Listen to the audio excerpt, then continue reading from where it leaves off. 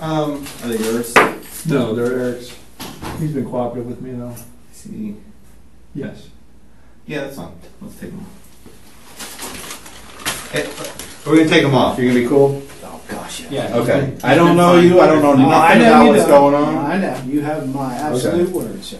Okay. Detective? Yes. You have my word, detective.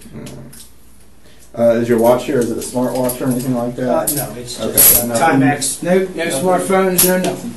Okay. First, gonna come up and do What's this? cigarettes on a lighter pile bag. He's the only thing I left in there. What's in that brown bag? There's a Hey, one more. Hey, what's up? Holster magazine with some rounds in it. Okay. What's that? Assuming he wants when he comes back. Yeah. I'm just literally walking into it. As you saw. Yep.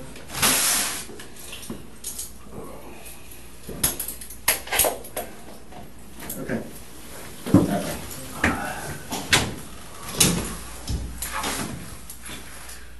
What they doing? Another one. Yesterday, today. I was in Citrus County then. What's that? So I was up in Citrus County then. It was an unexpected trip. That was that early morning thing, right? Was that, you went up to the hospital No, I was there? out. for the No, trauma? I was up there on a felony in Wayne thing. Oh, okay. Completely unrelated. Oh, okay. Because I don't even know what happened. I know they flighted somebody up there yesterday morning. Yeah, I'm and not that even was, sure. Yeah.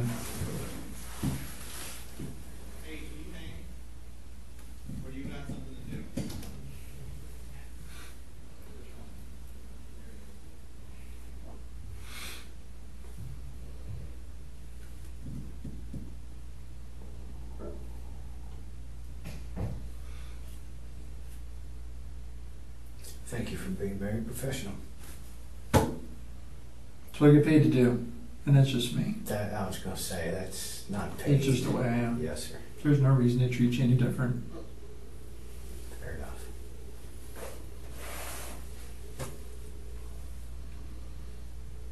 That's why I like dealing with sheriffs better than local. Alright. I won't take offense to that. You want to sit out here? Wherever you Or want. hang out here? Where Actually, you want me? we could probably cut you loose out of here. Okay. And we'll hang on to his stuff there. Okay, there's Do you need some water? Please. Okay. his holster, and there's a magazine, and I don't know. It was You in just his leave it. pocket. Just leave it in there. Okay. Just leave it in, and we'll take it. Okay. Will you hang here? Sure. And because there's a ton of people coming in. Thank you, sir. All right. Whatever you need. All right. Let me find the bottle of water. Okay.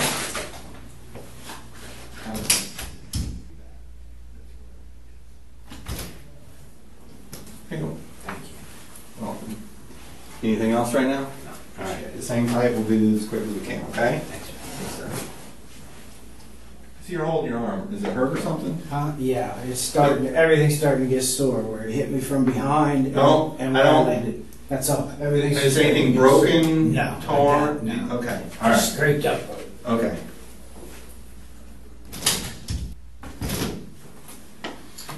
Hey, Michael, how you doing? I'm Detective Upton. Left hand, please. Left hand, okay. Sorry to have to meet you under these stressful circumstances a little bit, Myself as well. but yeah. Hey, I'm not the. This is Detective Shields. I'm How sorry. you doing, Detective? Nice to meet you, sir. I'm not the case agent in this. I'm a detective in the same unit. The case agent and the assistant case agent, if that makes any sense to you, are going to come speak to you in just a few moments. Okay. Of course, before any of us speak to you and try to go into any kind of details about anything or anything like that, I'd like to read you your rights. Are you familiar with your rights, Miranda rights? Okay. Yes. You know how to read and write? Yes, sir. What's the highest grade level that you completed? About 12th grade. Did you have any college? No. Okay. On the job. All right. So I'm just going to read these to you, and I'll let you read along with me, so you know this is exactly what I'm saying. You understand that you have the right to remain silent? I'm going to need a verbal response, Yes, sir. if you will. Okay. Do you understand that anything you say can and will be used against you in a court of law? Yes, sir. Do you understand that you have the right to speak to a lawyer and have him or her present while you're being questioned? Yes, sir. Do you understand that if you cannot afford to hire a lawyer, one will be appointed to represent you before questioning if you wish? Yes, sir. Do you understand that you can decide at any time to exercise these rights and not answer any questions or make any statements? Yes, sir. Okay. Do you understand each of these rights I have just explained to you? Yes, sir. Okay. Having these rights in mind, do you wish to talk to us now? Yes, sir. Okay.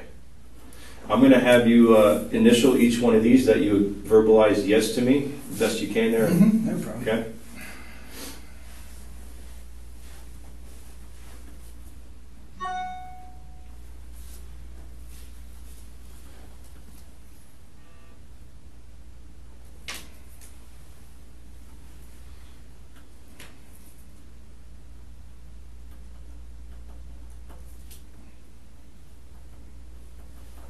And then I'll have you, if you will, print your name right here.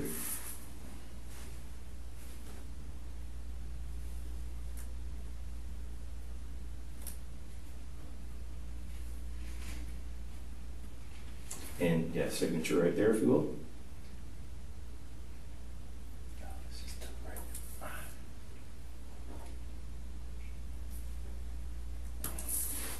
Okay. And today's date is July 19th. 2018. The time right now is 18:12 hours, which is 6:12 p.m. And again, I am Detective Upton, and this report is going to be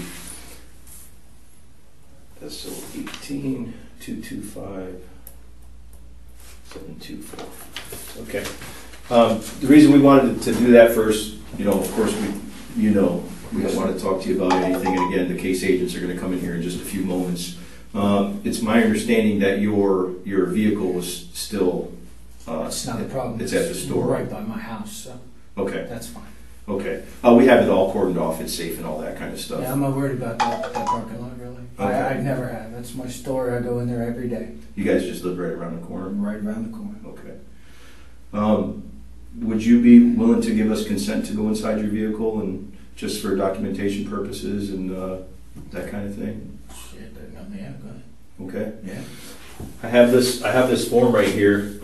You said you can read and write. I'll let you read this, and if you fully understand it, we'll proceed, and I'll just get your signature, and then I'll get the case agents in here in just a few moments, okay?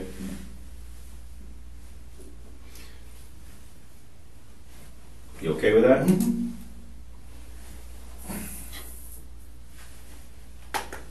Vehicle, correct? Yes, it's the vehicle. That's for the vehicle only. List your VIN number here, your tag. You do own a 2006 Toyota 4Runner, correct? Yep, that's the one. Okay. All right.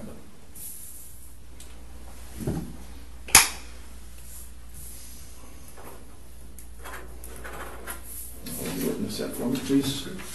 You need any more water or anything? You need to use the restroom? No, thank you. Okay.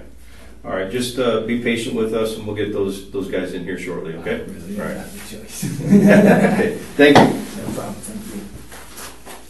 Actually, yes, Bathroom, come on, I'll take it. Let me just make sure that this place is clear of all persons in here first, okay? Clear to the restroom?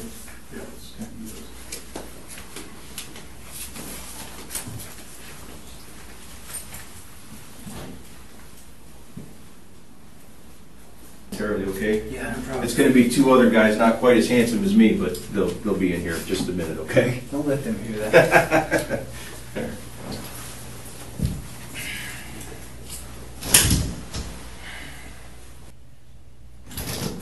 Hey, Porter. Watch out. Hey, my name's George Moffett. This How you is doing? Richie Raymond. Gentlemen. You've been sitting here for a while. You need to use the restroom right Yes, please. now? Okay. Let me make sure. Nobody out. Okay. Just hang tight. I don't think there's anybody here right now. Say again? I don't think there's anybody here right now. Nobody's Just done. us, yeah. Nobody's done a badge. Chooses me last. So we're good. When'd you get the Panther? I was like, oh my god, that was 18 years old. Yeah? Yes. You were 18 years That old? was the first one. I got a thing for old school tattoos. Where'd you get it? Oh my god. Delaware. Hello? Where'd you get it?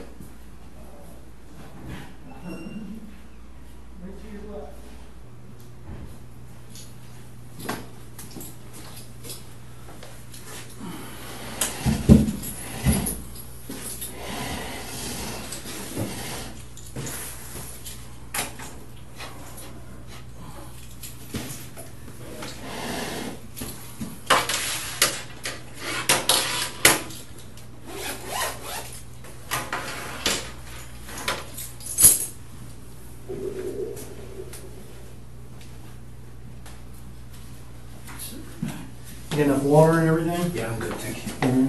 I need to get rid of it. Yeah. Just to reiterate, man, my name's George Moffett. This is Richie Redmond, or the Pinellas County Sheriff's Office. Yes, sir. I'm just gonna put this on record, so I'm gonna ask you to write down hard things and stuff like that, okay?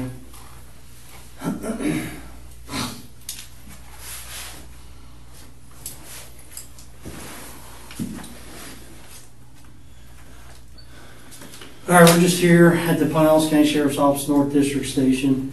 Today's date's July 19th, 2018. We just want to talk to you, reference today's shooting that occurred at 1201 Sunset Point Road in Clearwater, Florida. It's reference case number SO18-225724. Approximate time is about 20-30 hours. Just go through your kind of day, like right before you get to the store. Oh, just coming back, going home, stopping at the store first, and then right around the corner to home. Where do you live at, sir? 1116 Charles Street, Clearwater. It's in the Edgewater neighborhood. It's right off Sunset Point there. 1116 Charles Street, yes. That's Clearwater address? Yes, sir. What's the zip code? 33755. And what's your phone? You got a current phone number? 727 Uh-huh. 543 5138. That's your primary phone number? Only phone, yes. Okay. Are you employed, sir? No, sir. Retired. Okay. Good for you, man. Well, it never lasts. I wish I was Yeah, retired. it never lasts. I got to retire for about 13 years, and now it's that time. We can Okay. come back, you know. Can you spell your first name? Is it common spelling? Common spelling. And my- Chajel. What's your last name? Drejka. Drejka. And what's your date of birth, sir? 8570. Okay. You mind if I call you Michael? That's Is that okay? Yeah, that's perfect. Okay, and you can call me George. So just walk through, you leave your house and you drive up to the store? No, I was coming back from the WaWa down on Missouri and Rosary to get some cash and headed home. Stop by the store, boom. Home.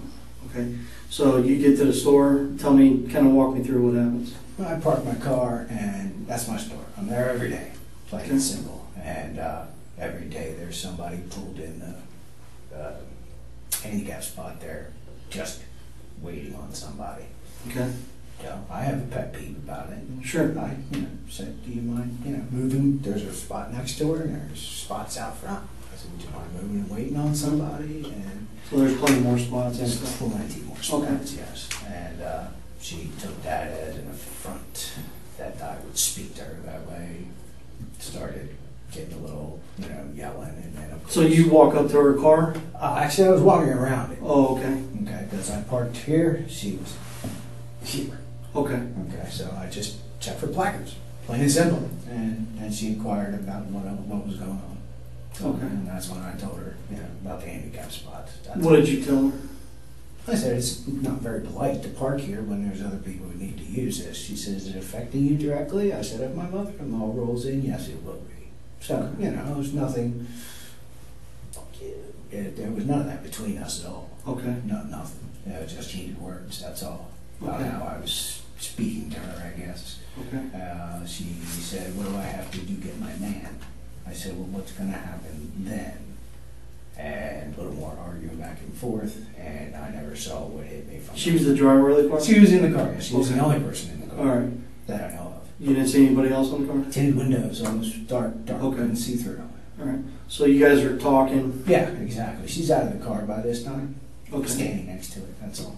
Okay. And I got hit from the left side and thrown straight backwards in line with her car. Okay. So if you saw the two white ladder lines next to the thing, that's where I was standing. Okay, so I went almost straight back after I got hit. What do you mean hit? I was standing like this talking to her. Okay. I was hit from right here. The shoulder was pulled in front of me, and then I was. Oh, okay. And then All I right. hit the ground. Okay. Okay. I'm pretty sure We'll get somebody to take pictures of all Yeah, I'm not worried about that too much, but I'm pretty sure I landed my wrist under my gun, actually. That's how I landed, because that's hurt like a son of a bitch now. So you landed on the pavement? Oh, yeah. Okay. I was on the ground. So that time, I had to put hand down to get hand out from underneath. As I come out, I start drawing my weapon. As I start leveling off my weapon, he makes his next step towards me, and 21-foot rule. I'm on the ground already. Right. Okay. It happened so fast, and that was that. Did he say anything to you? Negative. Not a word. Okay. Did you say anything to him? No. Like back up? Or? No. Okay. Okay. So you draw your weapon. Talk to me about that. From. Well, the way I was able to draw it, I couldn't level it with one hand, so I had to eventually try and bring my left around for support. Okay. And he made his step towards me, and that was that. How many steps did he make towards you? Just one step. Okay. And then that was that. Talk to me about that. What do you do from there? I made sure there's no other threat around him because it spun him a little bit, and he ran into the store. Immediate threat gone. I did have her as a potential. No, I mean beforehand, before you fired the gun. Ask me the question. Before you fired the gun, Yes. once you pull the gun out, Yes. okay, you said he stepped towards you? Yeah. Because I don't want to One put more any words- step. Right. He made one more step towards me. And then what do you do? I didn't say a word. Gun Okay. was already out. Okay, what do you do? Fire my weapon. How many times do you fire the weapon? One time, sir. Okay. So you fire the weapon and then basically just scan? I ended up standing up, made sure all the threats were cleared, reholstered my weapon. Okay. All right. So he didn't come back at you again or anything like Not that? after he left. Where did he go? Into the store. Okay. Did you strike him? No. No, I mean with a gun. No. I don't know. I Okay. assume so, yes, because there was an ambulance there. Okay. So you don't know if you hit him? I know nothing, but I would assume so. Okay. All right. So what do you do? Talk me from there after you reholster your weapon. After I reholster my weapon, everything's clear. Somebody screaming about hurt kids. Somebody screaming about hurt kids. Somebody thought they were in the car. So I said, everybody's inside, see if you can get her to unlock the car. Mhm. And that was it. All I remember is screaming about kids. Okay. What do you do from after you hear somebody talking about our kids and stuff? Everything's all, well, I asked one person to go, see if she could unlock her car from the inside, and then I decided to extricate myself from the situation completely and just back to my vehicle and wait for you. So I took my firearm out, unloaded it, locked it, left it in the car. And What do you mean you locked the back? Yes. Okay. Unloaded it, locked it back, waited for you. Okay. Did you unload mag or anything like that? Or? No, God, no. Just the one that was in the pipe. Okay. So where did you store the weapon at? Inside the vehicle. Oh, it was in my holster.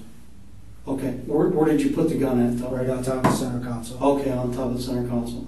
What do you do from there? Wait for you. Okay.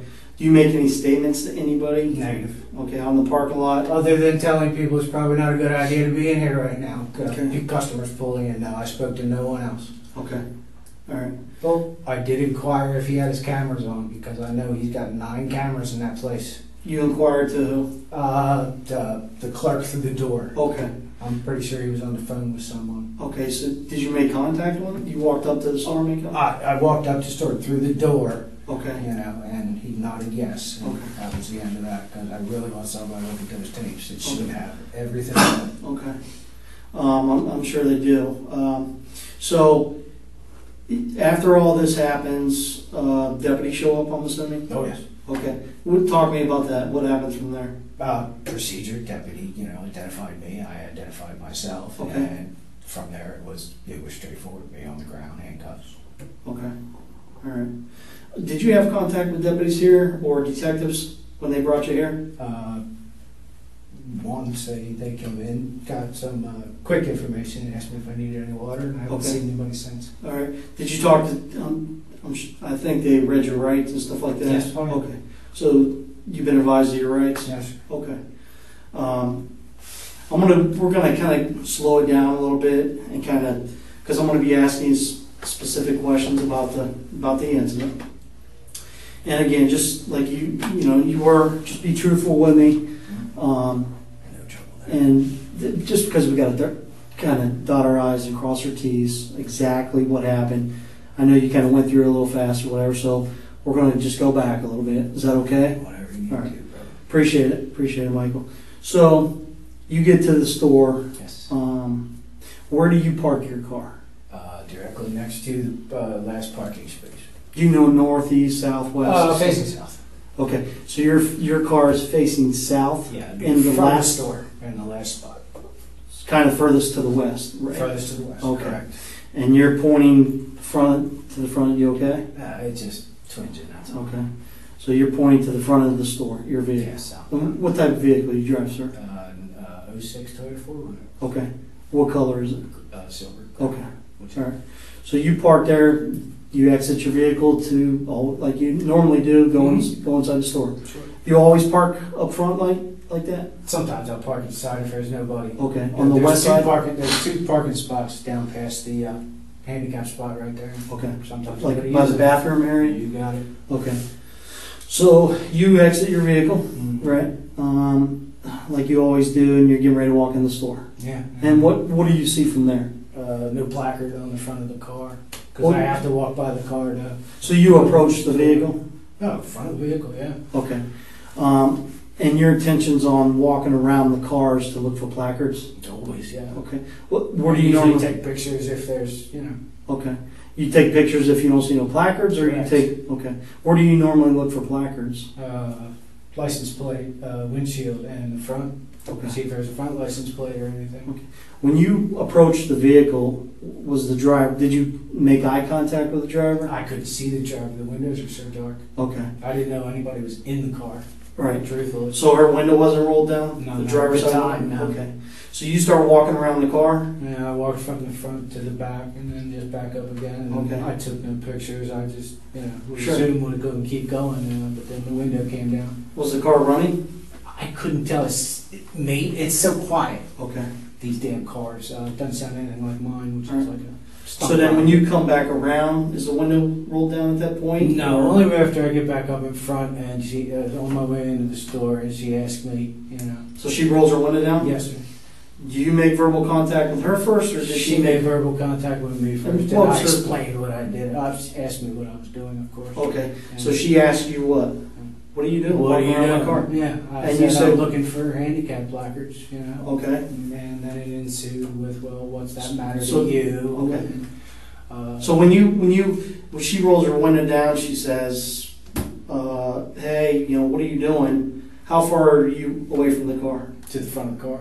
Okay, so you're standing at the front. Yeah, about the front of the car, which is the Are edge you of on the the curb? sidewalk. Yeah. Okay, so you're on the sidewalk. Yeah, I'm not exactly in front of the car. I'm on the sidewalk at the front of the car. Okay. So after you start talking to her, do you approach the driver's side of the car? Yeah, just of course. I don't want to yell back and Right. forth. between the That's- two of us, yeah. That's understandable. Yeah. So how far do you approach the vehicle, I'm, distance-wise, approximately? God, it's going to be. She's in the car. And it's Let's say I'm the driver. She Okay. can probably smell your breath. Okay. After a while, it's not like I was leaning in her car or anything. Hopefully you can't smell my breath. Oh yeah, hopefully you can smell mine. So can you show me how far? Let's say I'm her. How far do you come up to her? By the window. Okay, so a couple feet. Yeah, I'm not Okay. going to encroach into her car. All right. So you walk up to her car and you say, "I was looking for Mm-hmm. handicap placards." Correct. And then what does she say? What's it matter to you? I said, well, it wouldn't matter to me unless my mother-in-law showed up right now and needed a place to park. But it does matter to you because somebody's parked there. At that moment, yeah. Are you sure? So yeah. And your mother-in-law wasn't in the car? No. Okay.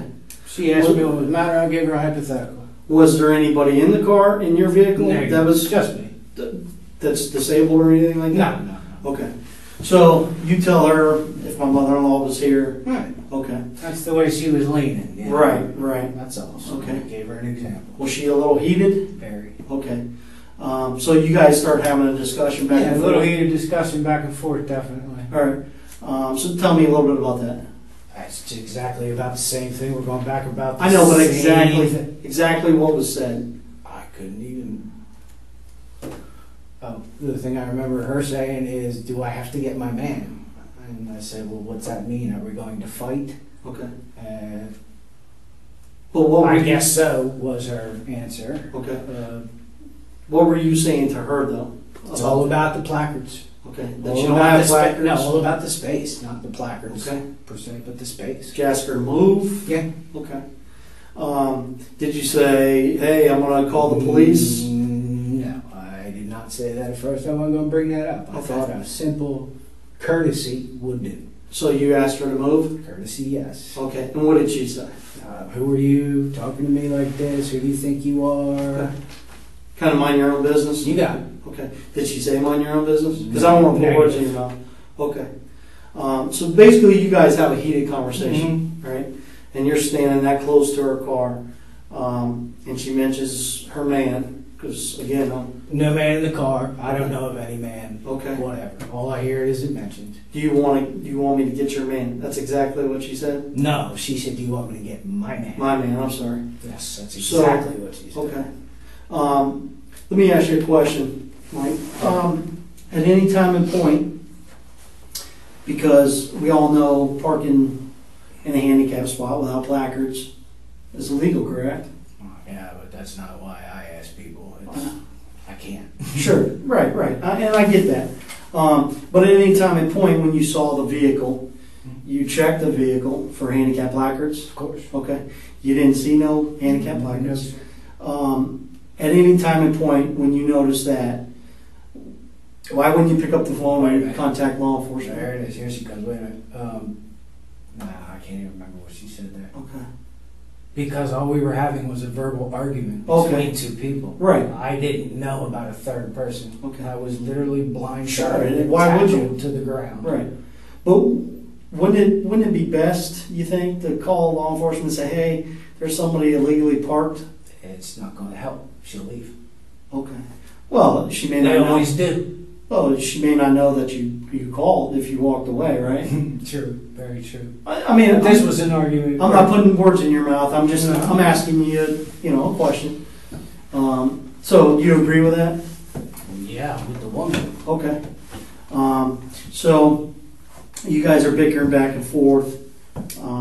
Next thing you know, you get pushed. I'm blind. Pushed nothing. Tackled. I'm Okay. blindsided, dude. Okay. I am on the ground hard. So he shoved you pretty good. No, for what it felt like is he come running at me. Okay. Like full force. Dude, I haven't been hit like that since I was in my 20s. Okay. All right. So he shoves you to the ground. You fall to the ground. Correct. Okay. Slightly, dude. Not very. Slightly. Okay. Do you hit your head? Don't know. Don't feel anything. Okay. Don't know. So you don't know if Definitely he's sideways like this. I know this landed under my gun. Okay, so I landed on my wrist on my gun. okay. Had to reach over to extract my hand. To push yourself back. To push myself up off of that. And as I'm reaching and pulling around, he's standing in front of me. As I come up, he's taking his step towards me. Okay. Now let's discuss that. If you don't mind, could you sit on the ground real quick for me? That's where I was. I don't want you to hurt it. No. Okay. We do. So you're on the ground, right? I'm on the ground like this. Okay. How far is the guy away? Front of the car. He's at the front of the car? Front of the So he's on car. that sidewalk, kind of curb area. No, he's in front of the car, off the sidewalk. Okay. Right on the edge. You got it. So how far do you think he's away from you? I might have been right at the edge of the back of the front door. Of the car? Correct. Okay. All right. So he's up by the front tire. He's up by the front tires. No, further than that, man. Further than this. Further than that, man. Okay. I was back further. He had to be further than that. Okay. So he's about this far, Yeah. maybe even further. And as I come up this way, because I have to come up off my hand, all right, I bring the gun out with me. And as I'm coming back this way, I can't support it. So I hit this. Okay. And as What does he do? as I come out like this, he's taking his step. Okay. Taking a step? Taking his steps towards me. Okay. How close does he get to you before you fire the gun? Maybe to the front tire. So show me where. Tell me when to stop. Stop. Okay, so right here. Yeah. Okay. Was he charging after you? 2 steps running. Okay. Well, you're saying he was running? Well, it would have been running when he got out of behind the car. Okay. All right. I gotta get off. Okay. Yeah, I don't want you to hurt yourself. Now, What did you think then, Mike? Say again, What bud? did you think when that happened? I've never been in that situation ever. I thought kicks were coming. Okay. So you thought he was gonna, I thought kicks were coming, or at least he'd be on top of me. you need No, help? I got it. Okay. Left arm's good. all right. So, you're thinking he's gonna come kick you? I'm thinking he's coming to do the rest of it. Did you see him with a firearm? No, sir, I didn't see him with anything. Okay, what do you mean the rest of it? Whatever beating was coming after Okay. that. So you thought he was gonna beat you and stuff? You're not kidding. Okay, all right. So, If he can't hit me that hard to begin with from blindside from the get-go, what else should I expect? okay, all right. So you're on the ground. You said he was running at you, but he only took like a step. He would have if he had cleared that and come around towards me again with Right. that second foot. Okay, That so he would've only been made one step. He barely made the second step before I pulled the trigger. Okay. What kind of gun you got? Glock 23. Okay, all right. That's 40 9 cal. Oh, 40 cal. I'm not a gun guy, so I can't keep track. So, you know how many rounds you had in the mag, stuff like that? Yeah, sure do. There should be 13 left in that bag right there. So it was fully loaded? One in the pipe. Okay, all right. Yeah, 13, 14 rounds. Okay. Why did you think the guy was going to beat you? Because I just got blindsided out of nowhere. Why? What else would I think? Oh, I'm just asking. Just Now, I've never been in that situation before. First thing I think, if I'm getting hit like that, somebody's coming at me for more. Okay. What did the female do at that point? The female just started screaming Was she in the car or out of the car? out of the car. Okay. She's screaming that you just shot him, or? I'm pretty sure, yeah. Okay, you just hear her screaming. Mm-hmm. Okay. I'm not paying attention to her anymore because I moved away from her. She's not a threat to me anymore. Okay, all right. Let me ask you a question. You mentioned early that you asked Mustafa about video and stuff like that. Correct. That there were. Do you think the video would show him charging it or running It at you? should. Okay, There should be an angle right on that parking spot. okay. What happens if I told you that I looked at the video and in no time and point does he come running up towards you? He actually takes a step back. I would disagree. Okay, I'm just asking. Yeah, Okay. I would disagree in a heartbeat. Okay, all right. So you said after he runs in the store and stuff like that. Did you see me get hit? Oh yeah, yeah, Where did absolutely. it come from? If you don't mind me asking, where do you We'll come get into from? all Yeah, that. we'll get break into all that. for you. But did she walks around the vehicle? Does she go anywhere? Do you see her go anywhere? She went to the front of the store. She was inside for a while. Then she got in and moved her car. Okay, so she came back outside the store. She did. Did you guys have any discussion? The only thing I said to her was somebody's trying to see if you've got keys for your children. Okay, all right, okay, That is all. But after our She don't initial say little anything drink- else? No, okay. not to me. No, Like and I started didn't- swearing at you or No, anything like that? negative. Our argument was totally about the handicap spot. Before she runs in the store, did she make any threats or? I wouldn't know. I was trying to assess my own situation, sir. Okay. Did, when the gentleman, before you fired the gun, did he make any threats towards you? I never he heard pushed a you? word. Okay. So he didn't say, I'm going to kick your ass? I never heard a word of anything. Once You- I got hit, the only thing I heard was her, and I never heard him What did until she- he was hit, until he was shot. And then Okay. he started saying things. What did you hear her say? Screaming. No, beforehand, before you shot. You said you heard her say something. Oh, no. Okay, so no, okay. But you didn't hear him say, after he shoved you, did you hear him say anything?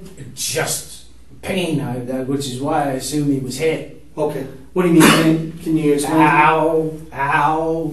Okay, Yeah, and All right. then back to the store. okay. Because to me, it looked like when I shot, he was spun a little bit, and he just kept going with his momentum and went that way. Okay, let's kind of back up because I'm just trying to understand. Excuse me. Before you shoot him, okay, and he had already shoved you, right? You said you thought he was going to come kick you and basically finish the job. Yeah. Okay.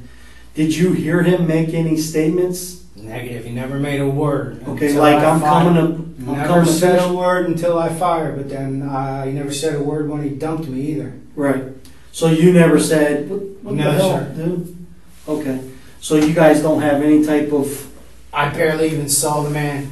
No, I mean, after he Oh, pushed no. you were on the ground. There's You're trying to get to your sidearm. no talks between us Okay. at all. You don't ask him, what the hell, dude? Why'd you push me?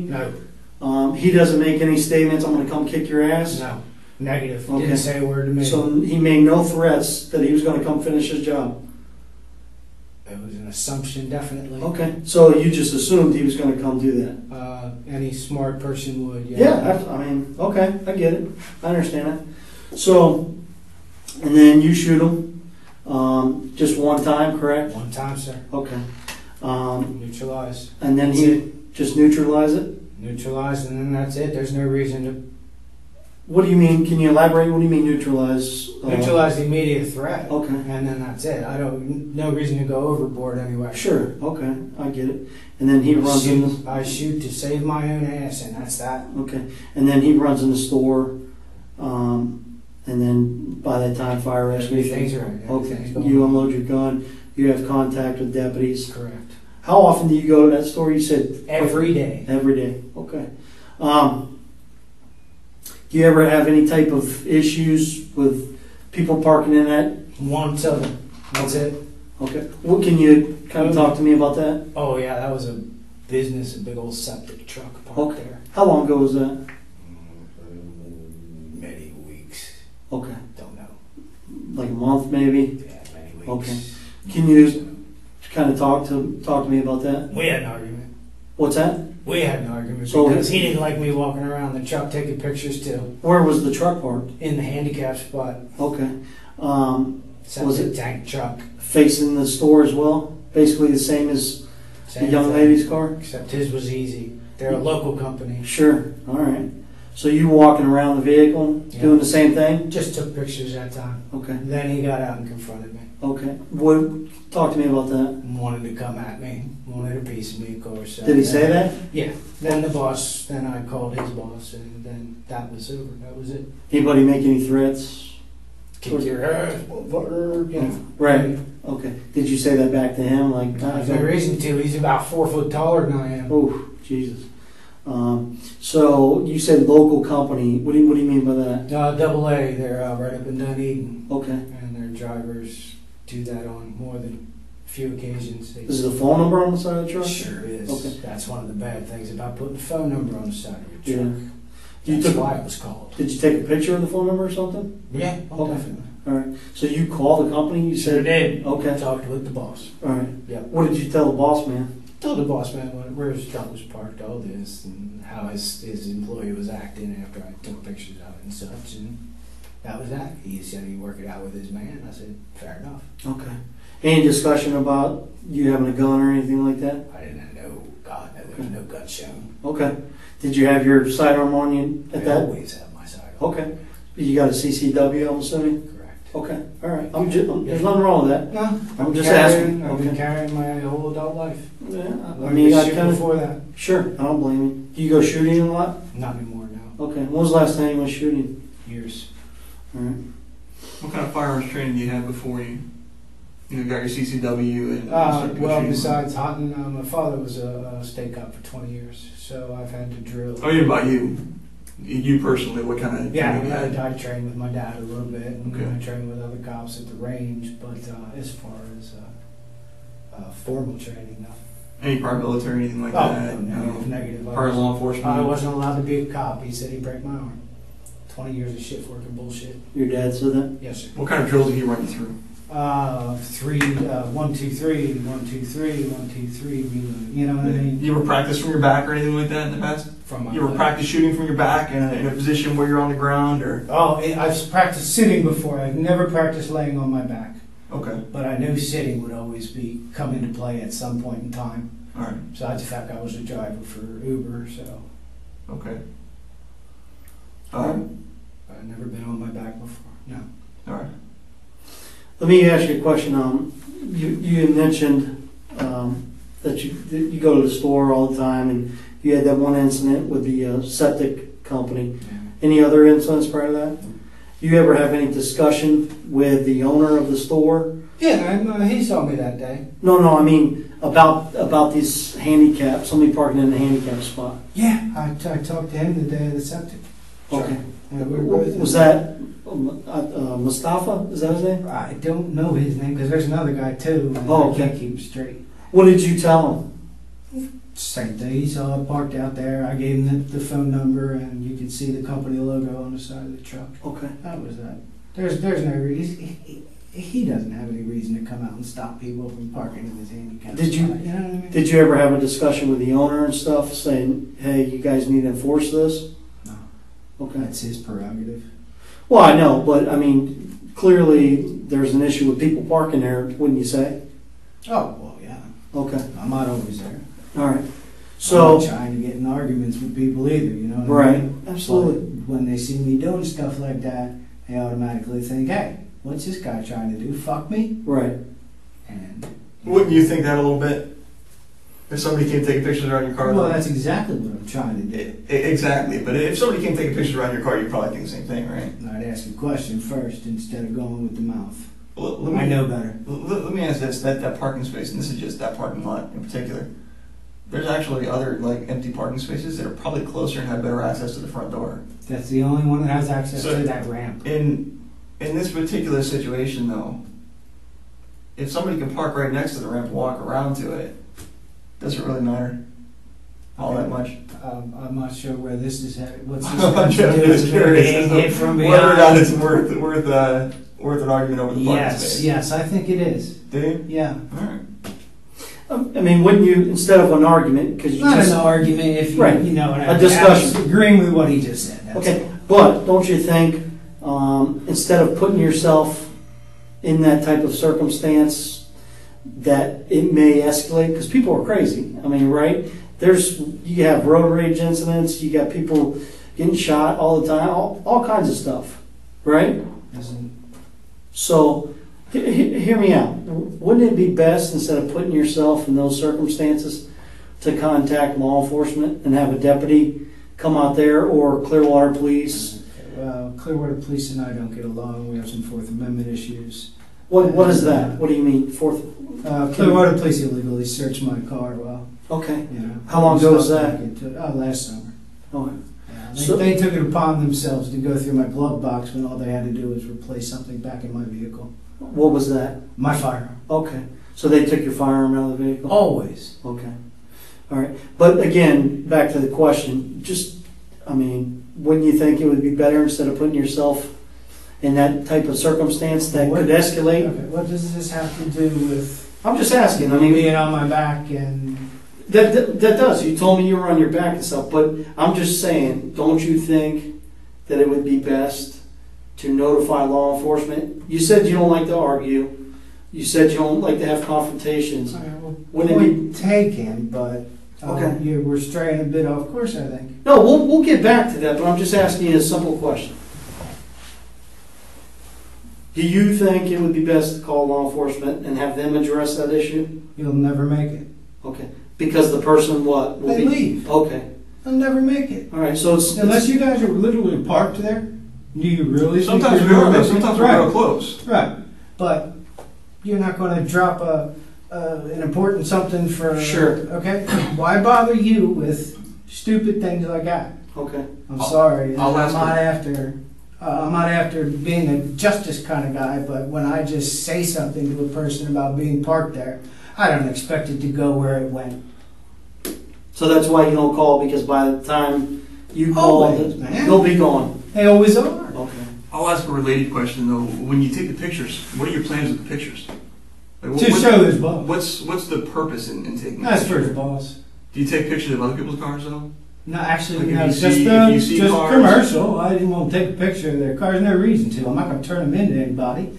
I just want to ask them if they think it's right to be parked where they're parked. Okay. Do you understand that? I mean, does it ever go through your mind that when you're going up and talking to these people and informing them of them being parked in a handicapped spot, that they might not take that right? That this might go sideways a little bit? Well, sure, but that's why I take precautions as well. Like what kind of precautions? I'm a very careful person, and I have a permit. Okay. Do you think you'd go knock on these people's, or I shouldn't say knock on these people's Yeah, I windows. don't Do you think you'd go confront them? anyone I right mean, to their face. It's approaching, so we use the term approach instead of confront. Okay, but it is up to the person who's in the car to actually If- confront. If you go up to somebody and approach them, they could take that as being confrontational. You can't really interpret how that people are would going to make take it. them confrontational. But if you go up to somebody and you approach them about being parked in a handicapped spot, do you think you'd be willing to do that and take that risk if you didn't take these precautions? Because you don't know how people are going to react. I've been carrying a gun most of my adult life, so I can't really answer that in a way that would satisfy you. Okay. You know Well, what I mean, would you approach these people if you didn't? Once again, I don't know. I would have to say yeah, Okay. but I wouldn't know because, like I said, You always carry. I've always carried a firearm. Okay. Since how long? How long have you carried it? I was 22, How old are you now? 48, 47. Sorry, I'll be 48 in August. Me too. So, and we'll go dive back into the whole him shoving you and stuff like that. I think that's where it all lies. Sure, and the video and everything like that. If let's say on the video, I watch a video or whatever, and he doesn't approach you or make any steps towards you like you indicated.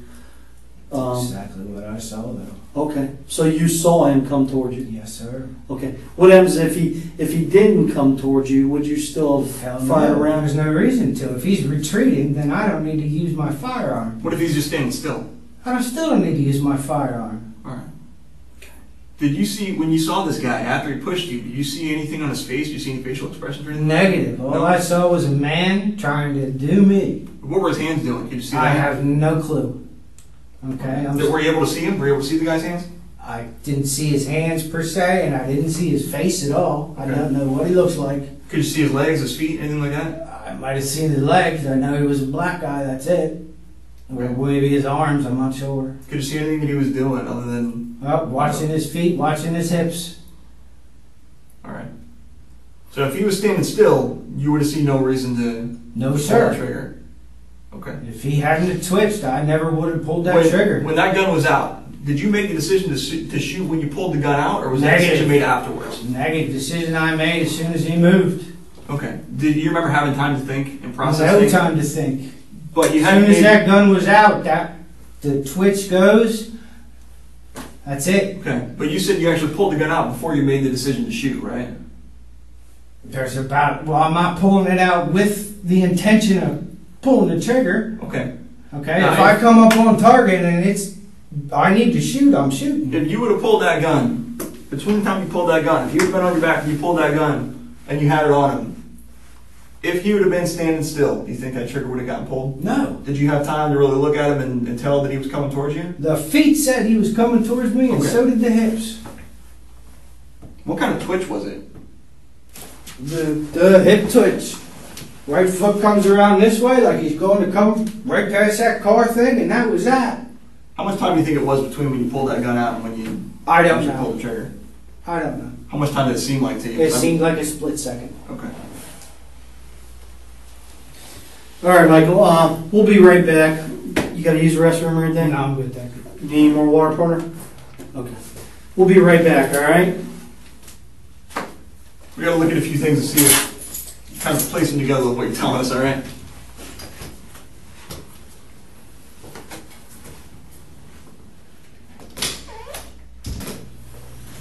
Michael? Yeah. How you doing, sir? All right. So, we spoke before, I'm Detective Shields of the Sheriff's Office. We're here to do a buccal swab, which is a swabbing of your cheeks, if you consent to it. We're gonna go over a consent form here. And then we're going to do some overall photographs of your injuries and overall photographs of you. And well, it's just the swab is just to collect any DNA or anything like that that might go along with this incident here. Let me grab one that's not written on already.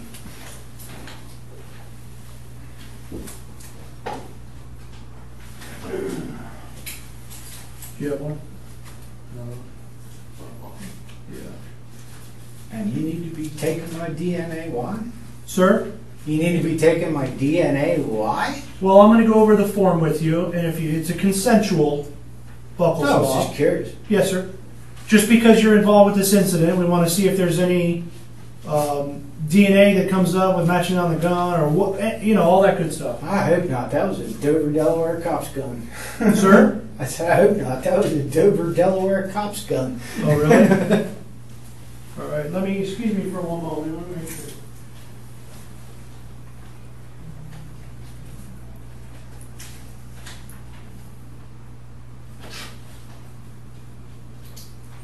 George Yankee Alpha 175.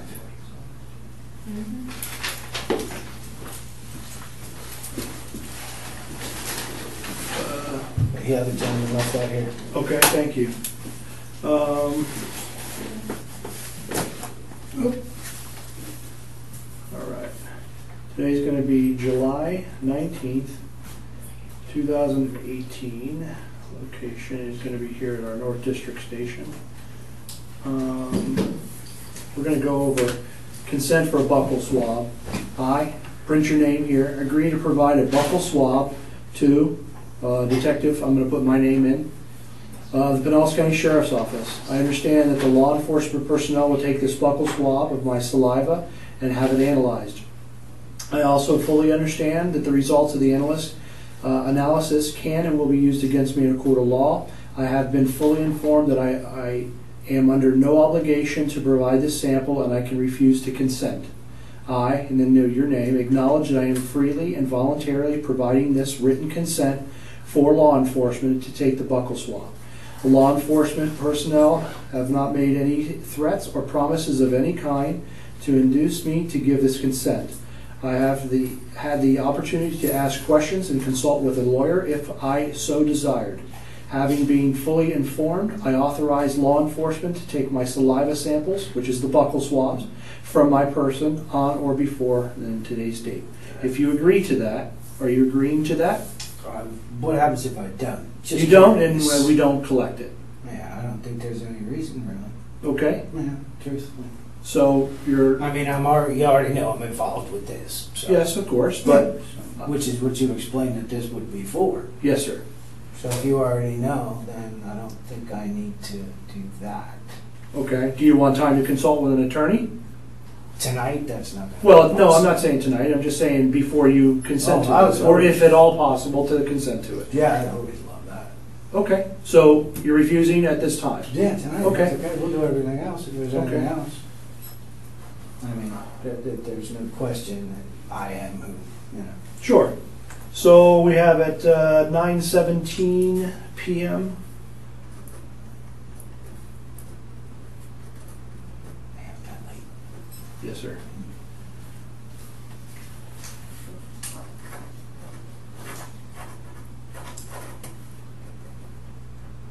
If it turns out it's necessary, well then I will be more than Okay. happy.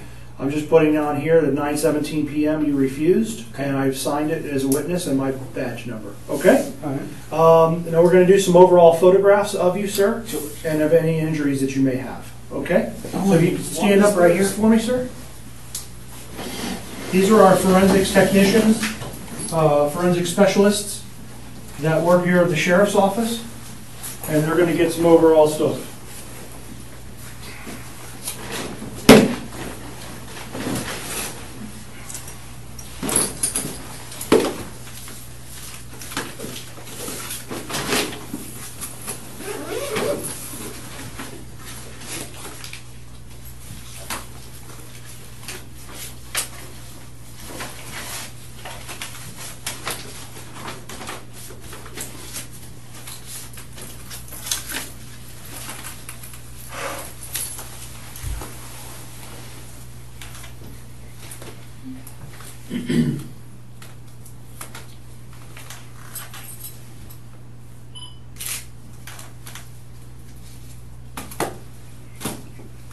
Hi, Michael, if you just stand up right here, I'll just take some overall photographs of you.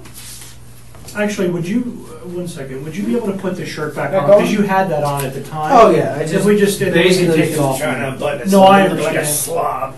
That's all right.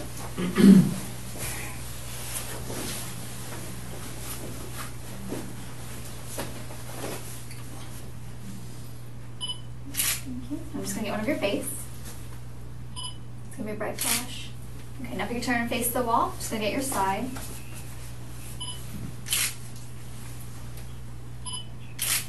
And can you turn and face the back so I can get your back? Thank you.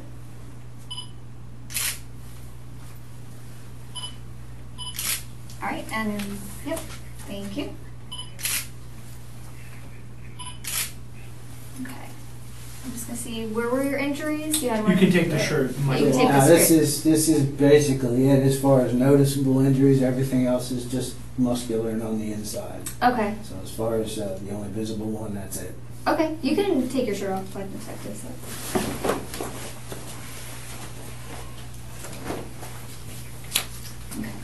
Tattoos and everything too. I believe so. Might as well. Okay, yeah. Alright, I'm just gonna get this one.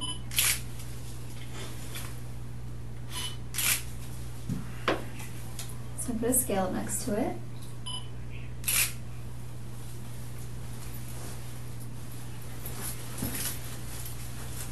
I'm gonna take a photo of your tattoo as well, okay? Just one under the sleeve. Okay, under the sleeve? Okay, feel up to that. Casey, get this right here too. The abrasion on the The back. abrasion. Oh, okay, okay.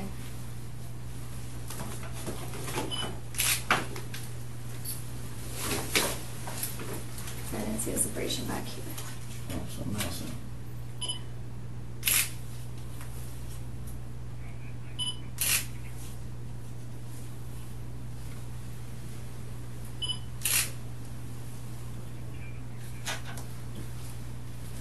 Do you mind holding it? Yeah, I'll hold it. Got a little shadow there. Good. Thanks. Did you get upper arm? This one? Yeah, and the other one also on No, this upper nothing arm. on the other upper arm, no. Did you get this Just one? these two. That Oh, was is there one up here? Yeah. Yeah, that's what Oh, I was okay. trying to show you. I think I did. Yes. Okay. And then we'll just go to his legs. Okay. Do you mind lifting up your pant leg here? So I get a photo of this one. Oh, I know your arm hurts. That's okay.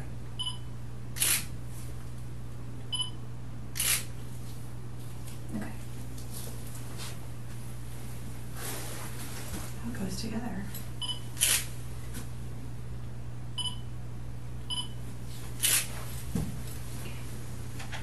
What does that say in your tattoo? Madness and sadness. Used her initials were SAD, mine are MADs. Oh, that's cool. That's Do you have it. any on your back? Those are No, it? no, Okay. That's it. Do you want me to do, like, lift the shirt off and everything? There's no need. Did you I don't believe so. No. Do you feel like there's any injuries on your back We'll or just- anything? No, No, no, we'll do just it the now. shoulder where I landed, and obviously. actually, do you have any any marks on this shoulder? on the shirt? Probably. Just the but on shirt? yeah, on the Can we back, just go I ahead and think take there. a peek? Just lift up your There you go. shirt. I don't think I do. Just to make sure. Yeah, I just want I don't really see anything. Yeah. You have a scar on your back. Okay. Okay, thank you. All right, so what's on your hand right here? That's going to be from the handcuffs. Okay, we'll just go ahead and document that also. Let me just. Yeah, that, Those okay, two. yeah, we'll just document that as well. Sorry. It's okay. Do you have anything on that wrist? No. No? not really. Okay, let's do this one.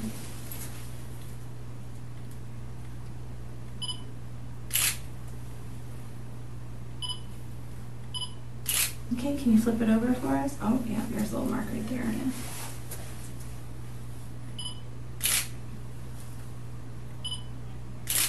Thank you. Okay, go ahead and have a seat again. Thank you. I'm just going to actually check your shirt out and see if there's a mark on the shoulder area. Oh, just some scuff marks right there. Oh, It's right there, yeah. Do you want me to put this back? Okay, would you mind doing me a favor and standing back up and putting this back on, and we can document it as you were wearing it, please? Thank you. Oops, sorry. It's okay. There you go. Tricia. Okay, we'll start with the front. And we'll work with, oh, the tear right there. Sorry. And that is something new from today, sir? The rip? Yes, it is. This was a very good shirt.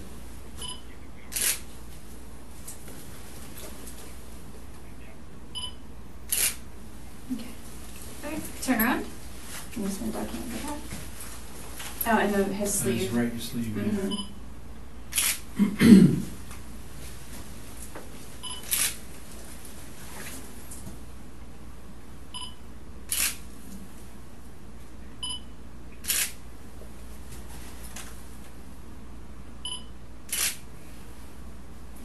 Okay, thank you. Thank you.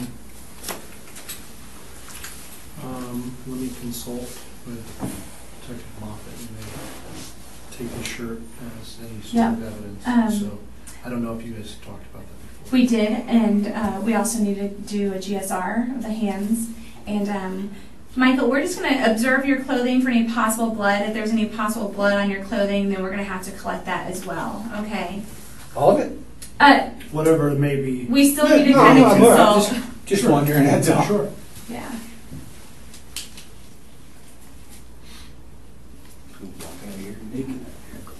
We'll give you like Oh, a yeah, suit we'll or get- something.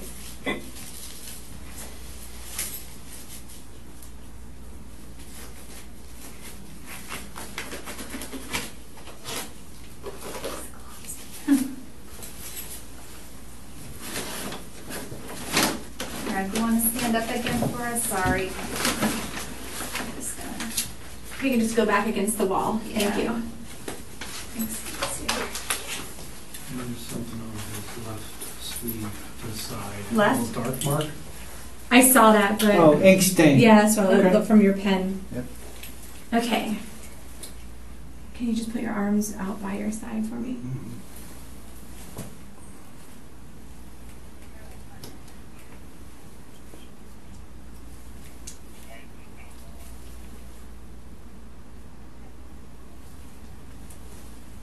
Was this closed, like buttoned, or was it hanging open? No, it was not buttoned. It was Okay. open. Don't know if it was hanging open, but it was not buttoned.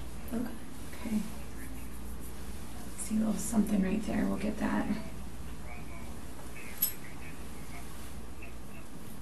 It's a hole.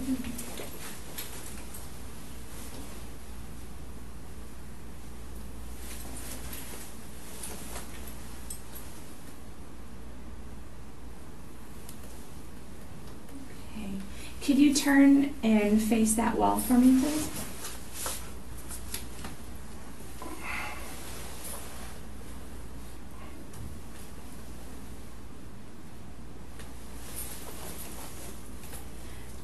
Okay, and can you turn and face this wall over here to my right? Okay. All right, I'm gonna have you just photograph this little area right here. Yeah. Oh, that's actually a hole. Oh, Yeah, it's a it little is. hole. Okay. It looked like a little, before you stretched it, it looked like a little red mark. See through it? Yep. Yep, you can. Mm-hmm. Okay. I don't see anything that's popping out at me right now other than just the marks on his shirt from where he fell. Okay. You can go ahead and have a seat again, thank you. We're just gonna do this GSR kit, okay? Michael, were you wearing that hat at the time of this incident? Yes, I was. Okay. Yeah, we'll just grab a couple of photos of that, Okay. yeah.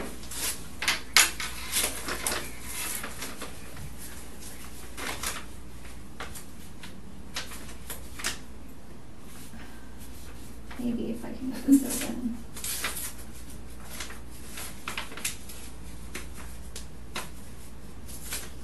Put the pen in there. Mm-hmm. Get it open eventually.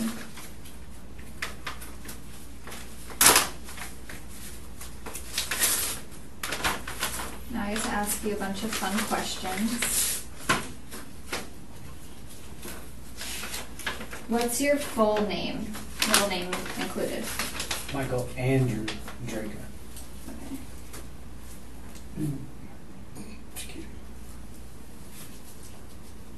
Drajka. Drejka. Sorry about that. No worries. Nobody's been able to spell it my entire life. And are you right or left-handed? Right.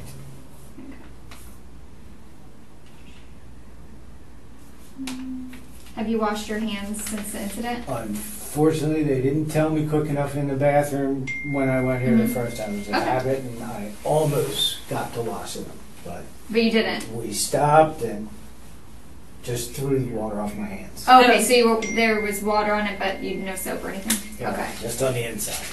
Okay. Nothing out here. Okay. And what's your occupation? Retired. You're retired, okay. Yes. And what are your hobbies? I can't afford hobbies anymore. Okay. Alrighty. And what have you done, like what are your activities since the incident and now? Been involved with you folks. Okay. Did you call 911? No, I didn't. You didn't? No, Okay. I Someone else ran into did? this door, and I imagine that was taken care of very quickly. Okay. Yeah. Okay. And did you ride in an ambulance or anything? Were you injured? Okay. They just brought you straight here? Oh yeah, after sitting there for a while. Yeah. Okay. After sitting at the Yeah, I didn't go gas anywhere else. station? But Okay. From there to here. Okay. Alrighty.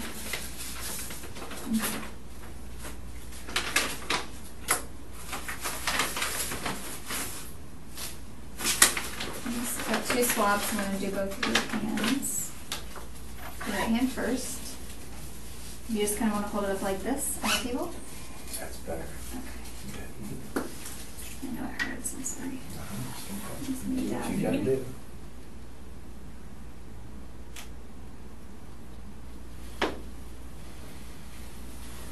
We already know it's there, so this is Mm-hmm. a moot point. Yeah. It's just, We gotta be procedure. done. Yeah. And I just need to get your palm. I know if it hurts, I can just. That's all right. I got you.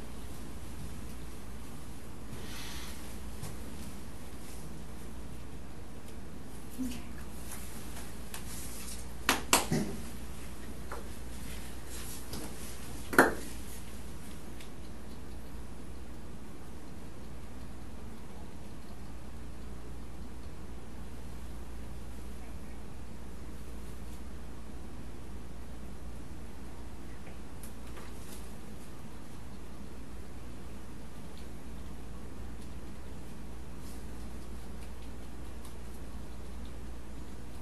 It's quiet. Shall I hum a tune? Yes, please. And Balloons. keep it tight down.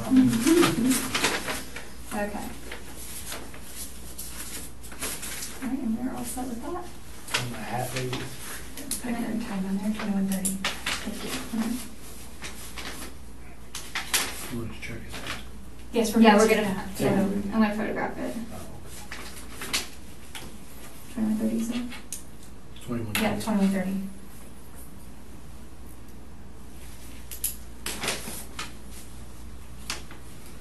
You say you're retired, Michael. What kind of work did you do before? Line clearance tree trimming. Means I cut trees around the power lines. Got it. Oh, So I spent many weeks here in Florida before I finally moved here. where did you live prior to moving here? Delawarean. Born and raised, if you can believe it. A little tiny state up there, you know. Right next to Rhode Island. First one to ratify the Constitution, you know.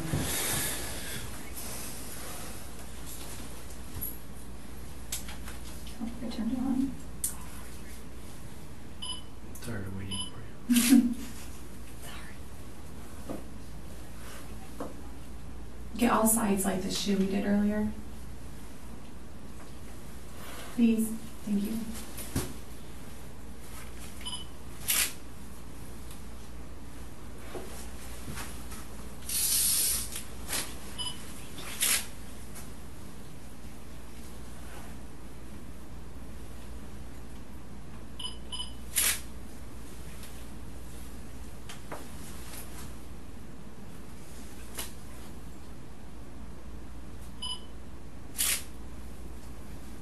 Very good.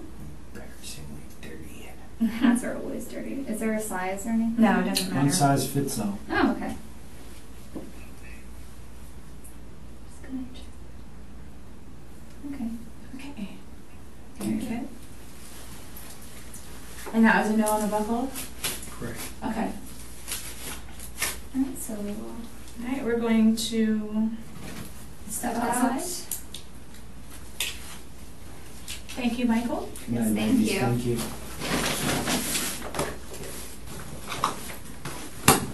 Sorry, hang out for me, Michael? Hang out for a few?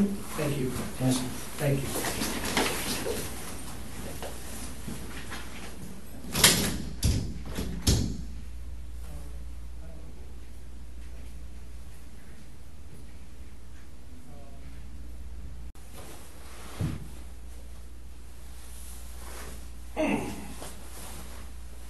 Son of a bitch, that hurts.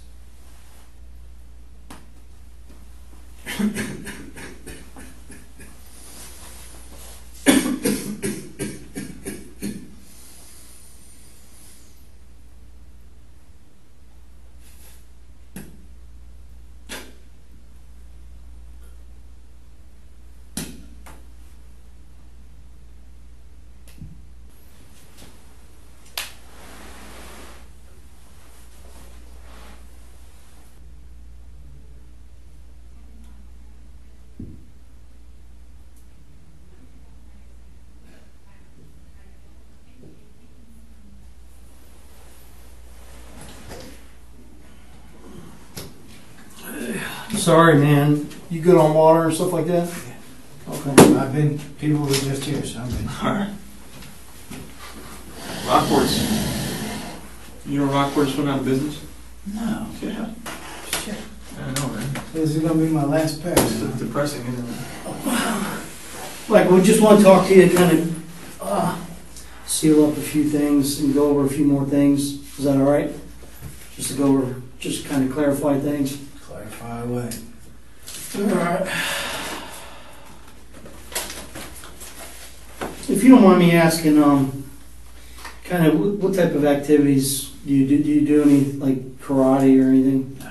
No, Okay. I am definitely not that active, and I am not in that good a health Oh. to be that active. I'm not active either.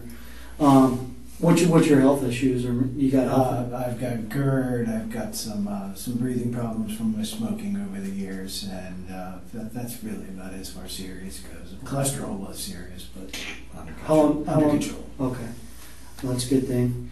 How long ago did you retire? 2007. 2007. Where from, if you don't mind me asking? Asplund Tree Expert.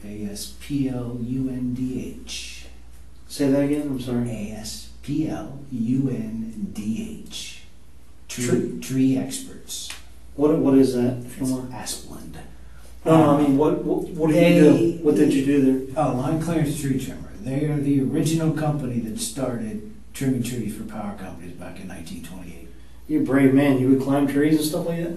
Holy crap. And that's, you retired in 2007? 2007. Okay. My mother died and left me a little, and Sorry to hear that. yeah, me too. It's not the way you want to get it. No. But in regards to your medical status, stuff like that, I mean, you're in good shape for the most part? It's just the breathing. I've been smoking for so damn long. I can't get up Still smoke? Yeah, almost 2 packs a day. Okay. So what, I mean, do you take asthma medicine and stuff like that, or? No, negative. You're not asthmatic? No, I am not. Okay. Or suffer from Maybe a asthma? little pre-COPD, but not asthmatic. Oh, okay. No. All right. Do you do anything since you've been retired? I mean, you do any activities? We used to go boating, and then we sold the boats. We used to go motorcycling, and then we sold the motorcycles. And now it's basically just time for me to go back to work, and she's still working. Okay. My wife. Well, what do you do on a daily basis? Just Right hang now, out? packing. Doing what, I'm sorry? Packing. What do you mean We packing? have to move. Okay. You mind if I ask you why you gotta move? Yeah. He's our neighbor's our landlord. He just had our grandson, Okay. and he's taking our house and folding it into his business, which is based right next door at his house. Okay. So yeah, we knew this has been coming for a couple of years now. All right.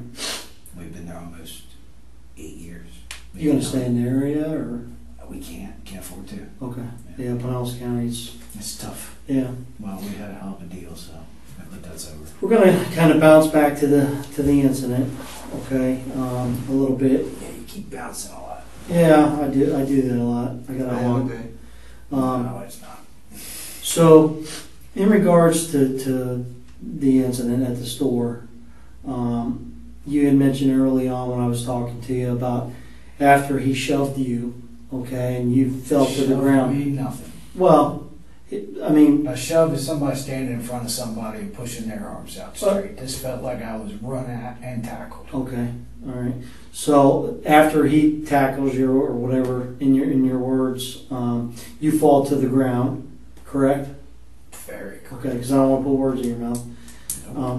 And then, you know, you're working on getting your firearm out because of what reason? I laid on it when I fell. Okay, but you're working on trying to get your firearm out. I had to drag it out from under me. For what reason though?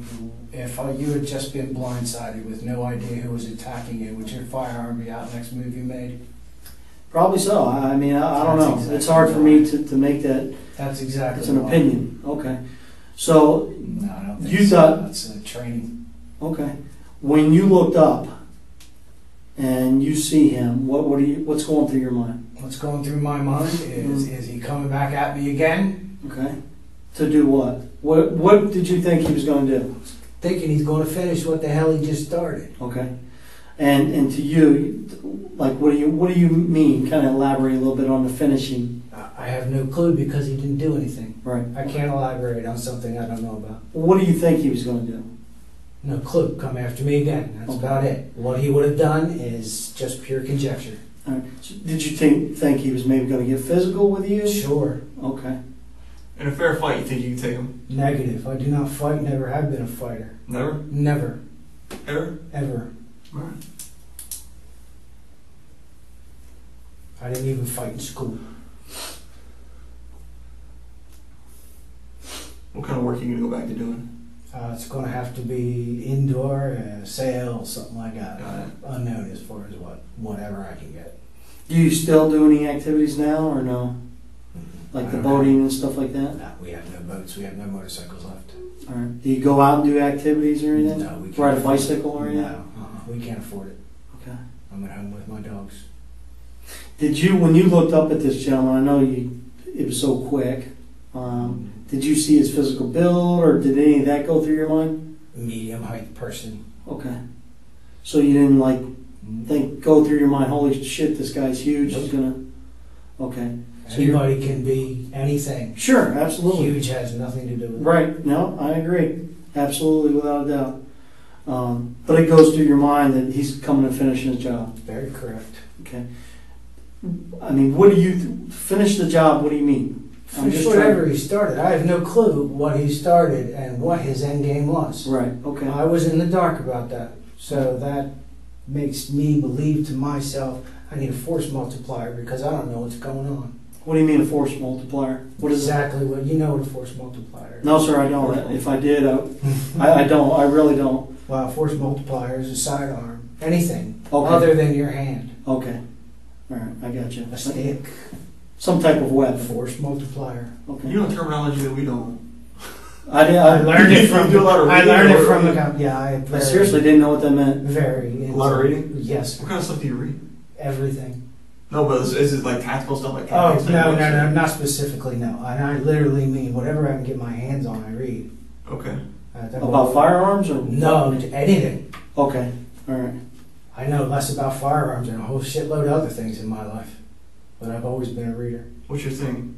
Like you know the most about? Outdoors. Just because I grew up outdoors coming up, you know, but I can't do it anymore. Do you need glasses or anything? Is your I vision? I just started with readers. That's it. Okay. So you just need One glasses. power. Readers. Yeah. So your vision is relatively good. Yeah. Okay. Anything past here, I'm good. Okay. What type of medication you take? I am on Xanax Okay. for anxiety and 2 types of what they call Effexor. That was also for anxiety, and Trazodone for sleep because I hardly sleep. Okay. When you go to the store, you said basically on a daily basis, I right? go pick up a couple of drinks every day and just to say hey. Well, like water? No, I get the monsters.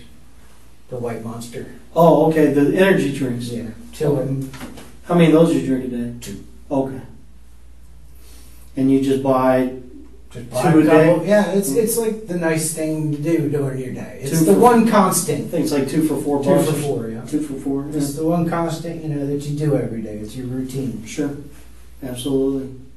Did you have a discussion with your wife about this incident? No, I told her what happened, and that was that. And what did you tell her? I said there's been an incident up here at the thing, or up here at the corner. Did you say incident, or did you say I shot somebody, or I'm what? pretty sure I told her I shot somebody. Okay. What'd she say? Oh my God, I'm on my way. She was going to come up to the store. Oh, she passed around a couple of times, but she wasn't able to get in the parking lot. Obviously. Yeah, just chaos. Right, she's outside now, I think. And I just want to tell you this, just to let you know, the gentleman you shot is deceased. Thank you for telling me. Nobody else would give me word on that. So, I did ask. okay. You got any questions for me or anything? Other than the standard ground thing, and I did exactly what I thought I was supposed to be doing at that time, considering what was happening to myself. No, sir, I don't think I have anything else to say.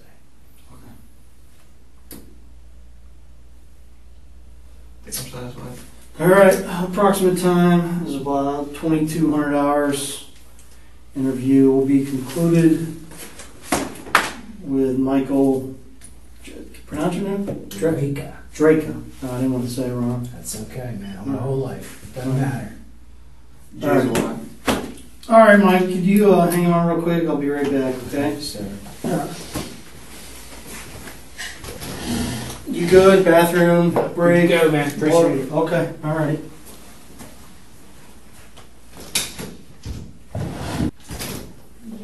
Hey, Mike. How you doing? Sorry, man, it's been a long time. I get it.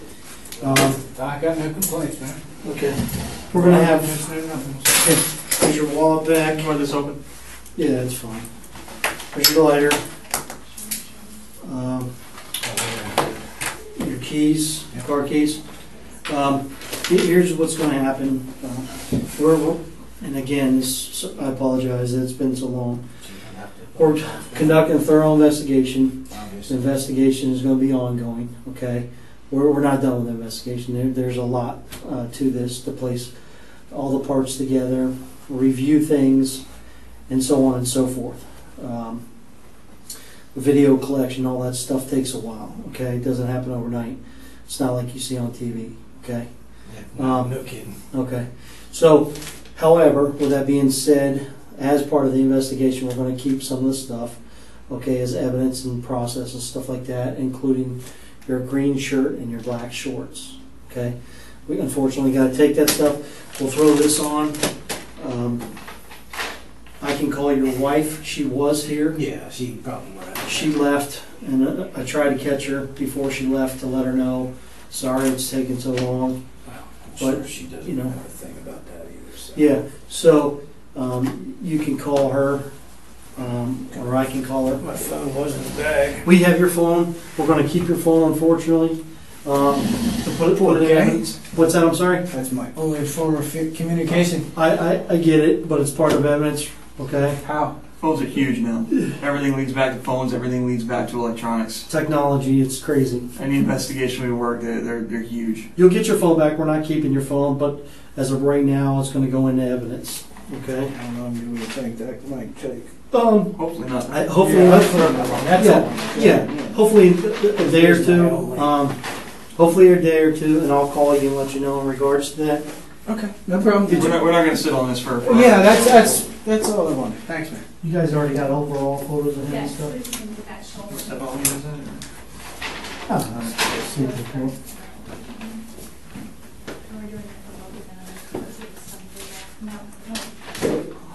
Okay, hold off on your shorts. Yeah, keep those on there. Yeah. We just want to photograph, take your shirt off, because we want to get this whole upper side. You never know, it may be bruised up now. Yeah, I don't know what's going on with it. It's sore as hell though, man. And I know definitely I landed right here Okay. between gun and concrete. It's got to be. All right, well, you may want to go get that looked at. you to stand up against the wall, and then I'll just photograph that. Okay. I'm going to get a view of your shoulder, okay?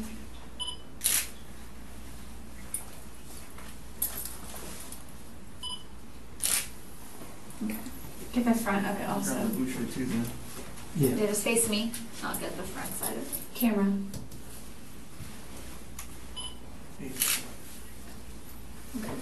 Okay. Okay, Michael, we're just gonna have you, we're gonna step out and you're gonna just robe your shorts into there and then just change into this little jumper, okay?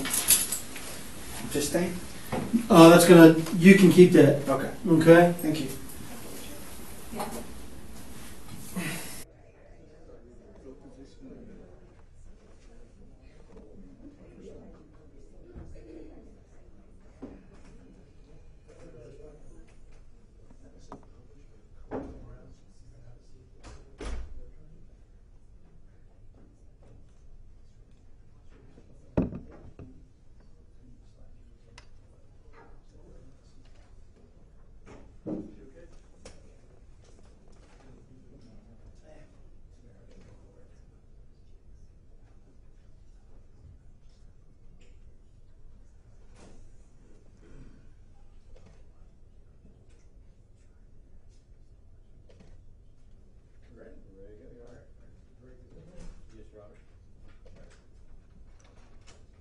All rise.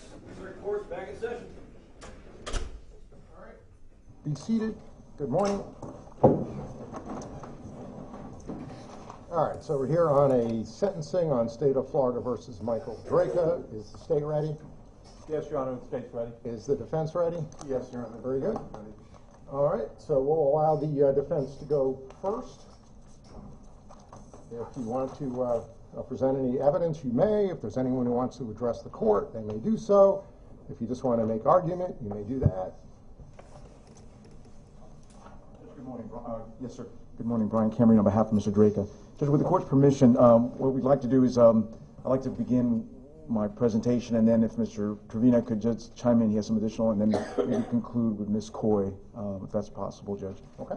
Judge, taking a look at the sentencing guideline, the criminal punishment score sheet, the state has calculated Mr. Drejka's sentencing at a presumptive, the lowest permissible prison sentence of 11.5 years. What I'm going to ask the court to consider is the mitigating circumstances outlined under the statute.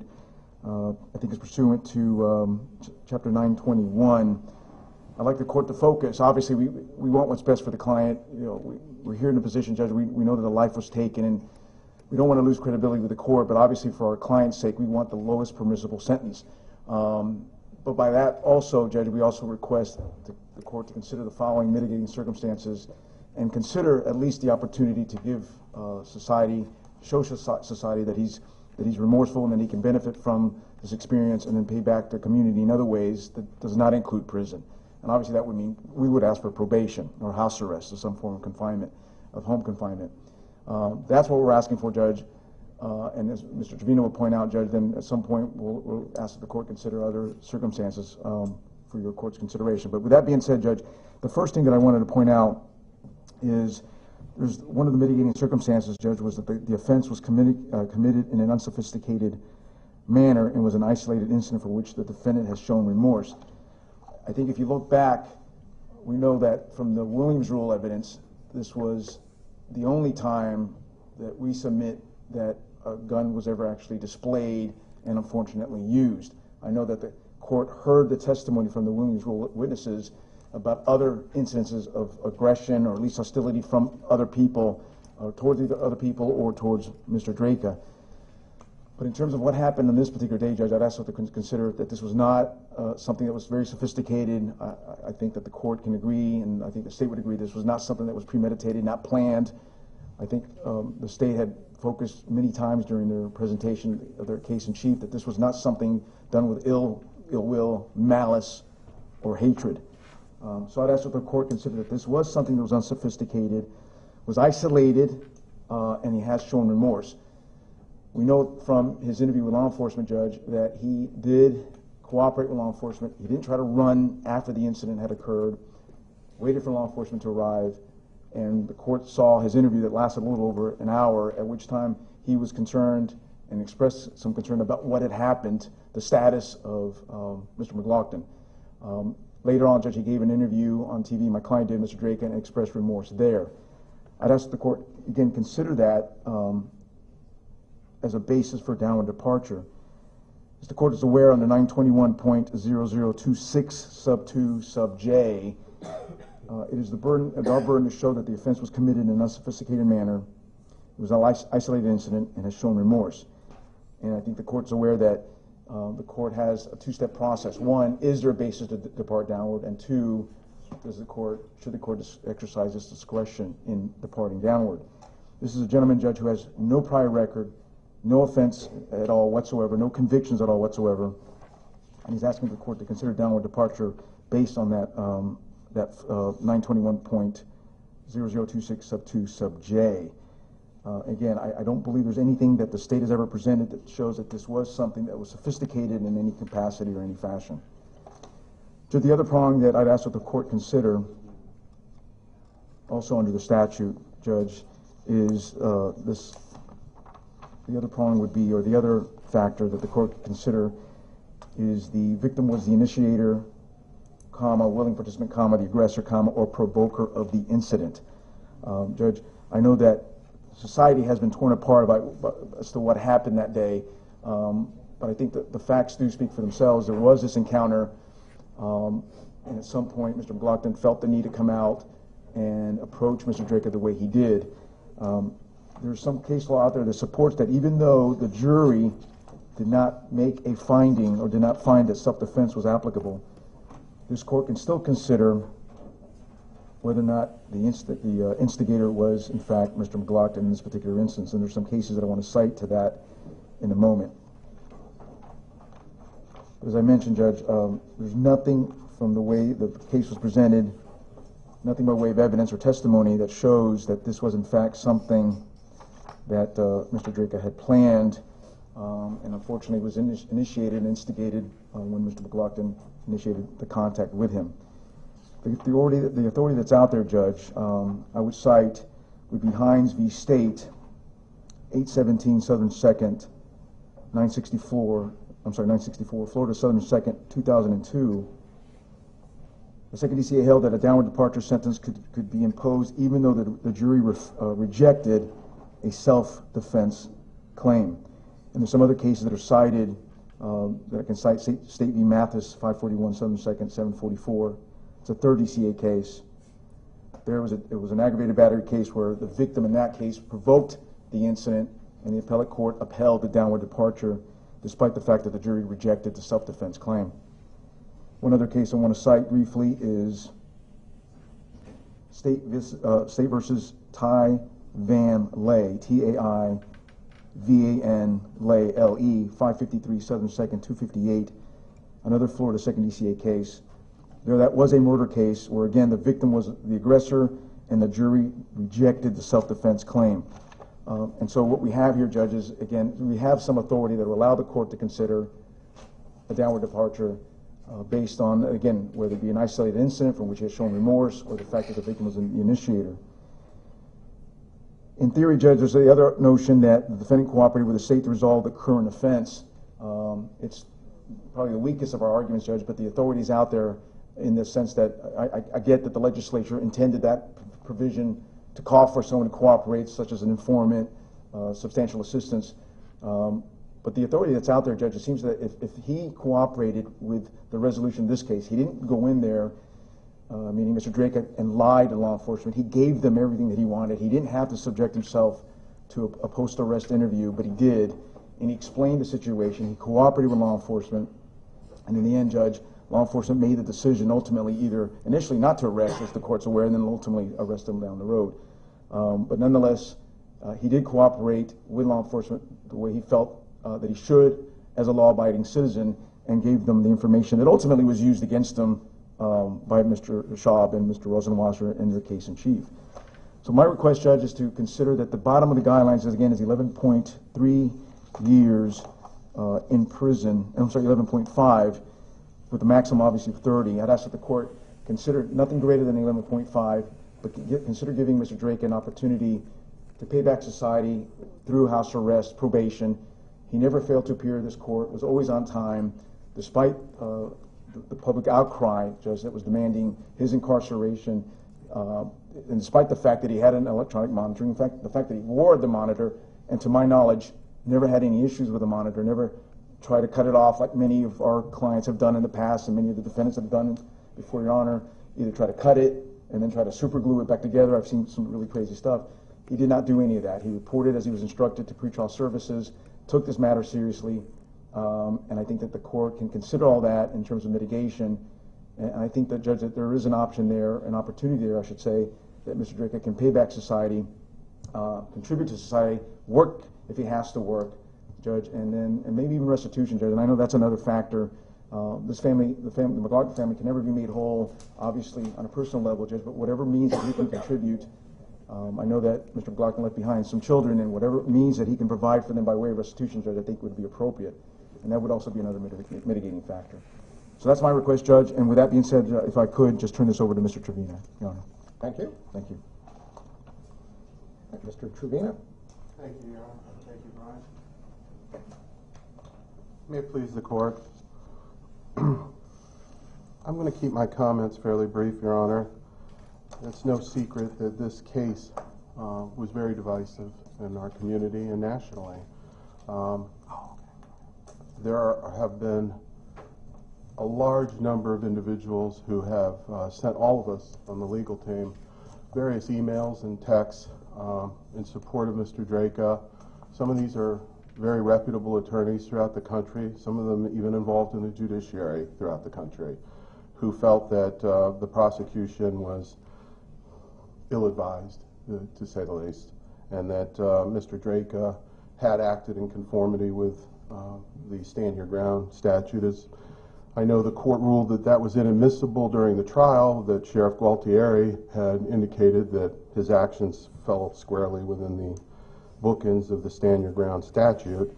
I would again ask the court to consider that his actions by many intelligent people were determined not to be criminal in nature.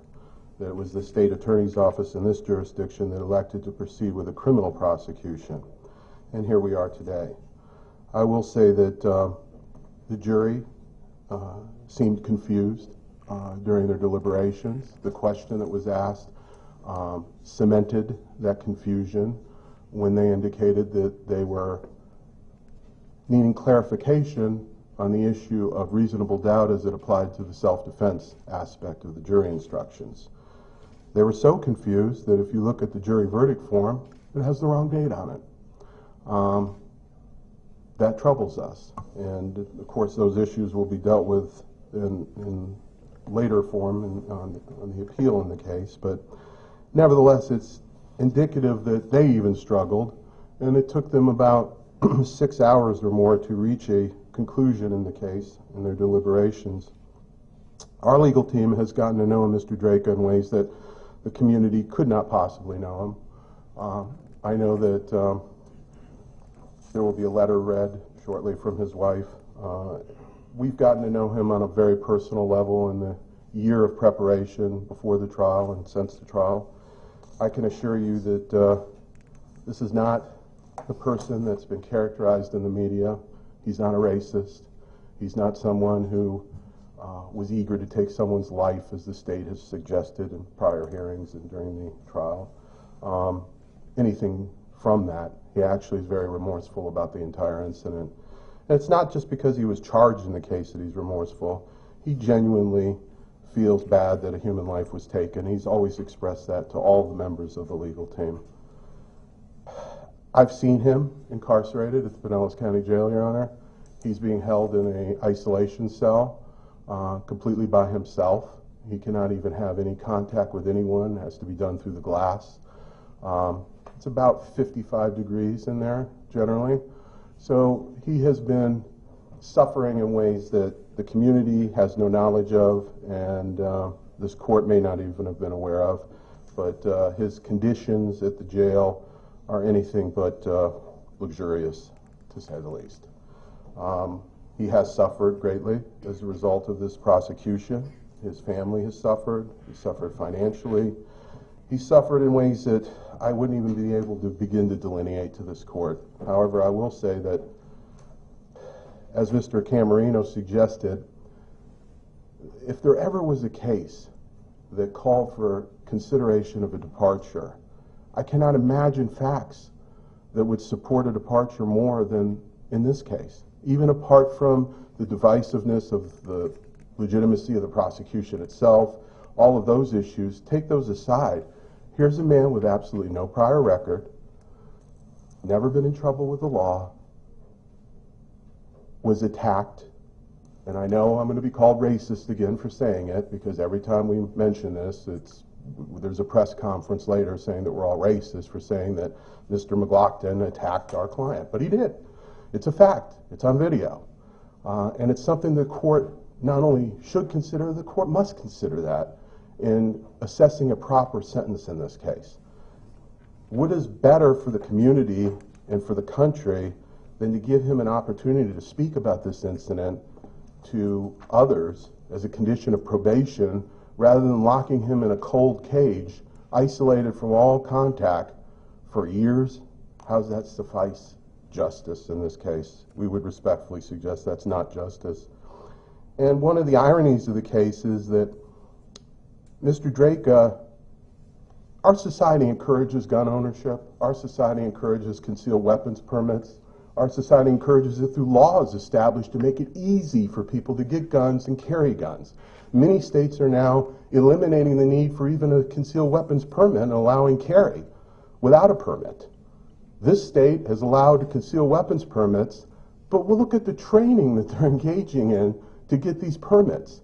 I think you can even go online now and get a concealed weapons permit. It's absurd, and yet the prosecution in this case wanted to hold Mr. Drejka to the standard of a law enforcement officer. We heard that theme throughout their entire case in chief. Their entire case was based upon, if this were a law enforcement officer, this would not be proper, and he violated these rules and the 21-foot rule and all of that nonsense. And the reality is, he was not ever properly trained, and now we're going to hold him accountable for the state's failure to have proper training in place for holders of concealed weapon permits. I think that's unfair, too, to the client, because he did what was legally required of him to legally possess and carry a firearm. He did it. And now he's being criticized because his training wasn't at a sufficient level that he should have hesitated more before pulling the trigger. I'm not sure where the logic is in that. I thought we were all taught in firearms training that when you pull a gun, you better be prepared to fire it. You don't pull it unless you're going to use it. But now we have, you pull the gun, it's okay. The state argued during the case in chief. It was okay for him to pull the gun, but he should have stopped there. It doesn't make sense to me, and it doesn't seem to comport with logic that if you're going to pull a firearm and display lethal force, that you're not going to follow through with the use of lethal force. I just think that given the totality of all the circumstances, Judge, this case begs for a departure, and I would hope that given similar sentences in other cases, I mean, just the other day, we heard that the Dallas police officer who was convicted of homicide in Texas was given a 10-year sentence. That's less than the guidelines in this case.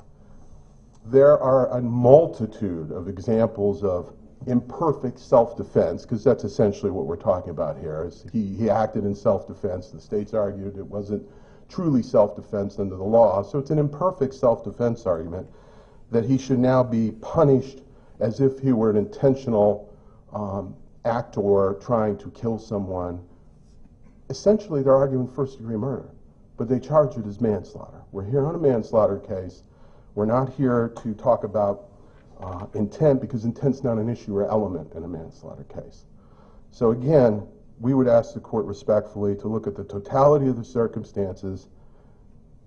This court's well aware that Your Honor is not meant to give a sentence that's popular. It's meant to give a sentence that's just. And we would, again, respectfully suggest that a just sentence in this case would be an alternative means to incarceration to allow him to speak about what occurred, which you frequently see in DUI manslaughter cases where people have been given probation and they've used that opportunity to educate others about the problems with, obviously in this case, the concealed weapons laws and the concealed weapon permit process, training process, and so forth. Thank you. Thank you. All right, Ms. Coy's next. Good morning, Your Honor. Morning. I approach it to them. I'm only going to read one. So I have two letters here. One is from Mr. Drejka's wife and another from a longtime friend and former co-worker. I'm only going to read the one from his wife. I gave you the other one so the court can read that one silently to themselves. So it begins, Dear Judge Ballone, I'm writing to request leniency today when sentencing Michael Drejka, who is my husband. I met Michael 11 years ago and instantly fell in love with his laugh, his smile, and the way he made me laugh. We have been married for 9 of those 11 years, and every day I feel blessed to have it in my life. You may have noticed that I have not attended any of the court appearances, and I'm not here today for his sentencing. Please don't mistake my absence as a sign that I do not support him or love him.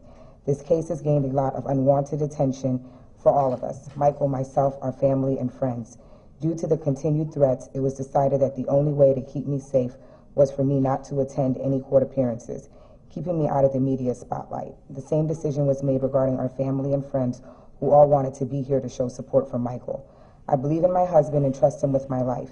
He is not the person that the prosecution and the media have made him out to be. Michael is a kind, loving, caring, funny, supportive, hardworking man who will do anything to take care of his family and help someone in need. Michael is an amazing man who has brought so much joy and love into my life. He makes me laugh every day. He dries my tears when I'm upset and listens when I need to talk. Since we have been married, I have had 8 different surgeries on my back, and Michael was there every day to help me through recovery. He is my best friend, my soulmate, who I love more than anything, and I will be at his side for the rest of our lives. We do not have any children in a traditional sense, but we do have our girls, our children, 2 German Shepherds. Research has proven that dogs and other animals can sense a person's personality if they are good or bad. From the day I brought our girls home, they have been Michael's dogs. They must be near him, they follow him wherever he goes and whine when he is not home, then greet him with excitement and love when he walks through the door. Neither of them have ever shown any fear towards Michael because they can sense that he is a loving, caring person who would never hurt them. We cannot undo the events of July 19th. We cannot bring back Markeis or ease the pain felt by his family and his children. Everyone's lives are forever changed. My thoughts and prayers go out to Britany and her children. I am truly sorry for their loss. My husband is not a bad person, not a violent person. He is an honorable man and a good human being. On behalf of myself, our family, and everyone who knows Michael, I am asking you to show leniency when considering Michael's sentence and to give him the least amount of time allowed by the law. Thank you for your time and consideration. And Your Honor, I would just add that throughout this entire trial and all the proceedings, there has been an absence of Mr. Drejka's family or friends, and it is because of, obviously, these threats. And I can tell you that the threats were not only to his family and his wife, but even the attorneys on his behalf have received threats as well, myself included. So we just didn't want the court to think that he didn't have any support. He does have a lot of support on the outside. So that's all I have at this time. All right, thank you. All right, anything else from the defense at this point? No, Your Honor. And Mr. Drejka, do you want to make a statement at all? No, Your Honor. All right, very good. State, you may proceed. Yes, Your Honor. We'd first start with some family members that would like to make statements to the court. Okay. We'd start with Ms. Moore Robinson.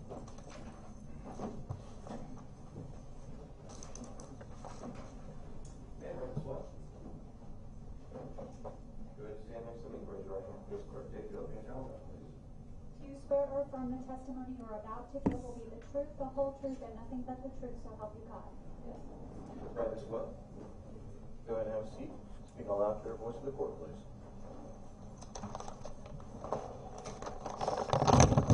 Good morning. Good morning.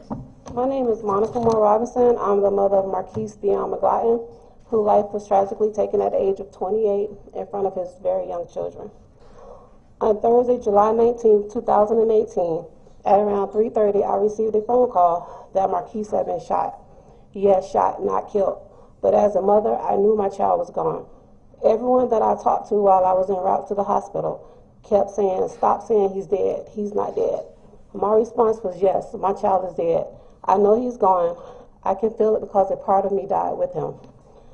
The thought of making funeral arrangements for one of my children was something that I never thought of, because our children are supposed to outlive us parents. The loss of a child at any age is such an unimaginable pain, both emotional and physical. Not only did Markeis' death play out so many times in my mind, but also repeatedly on TV and social media.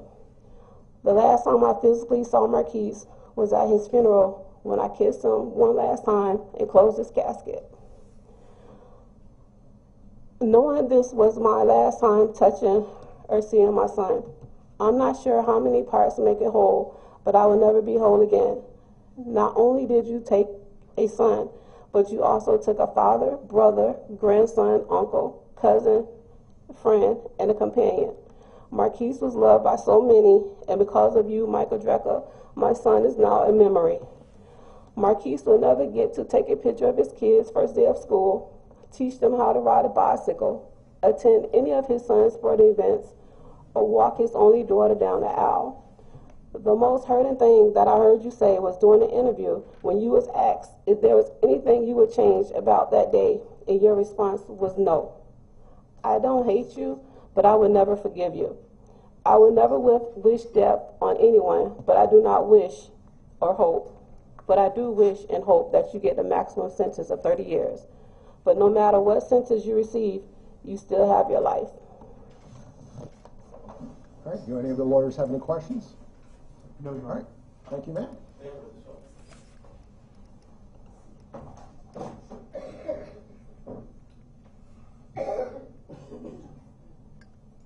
Next will be the father, Michael McGlockton.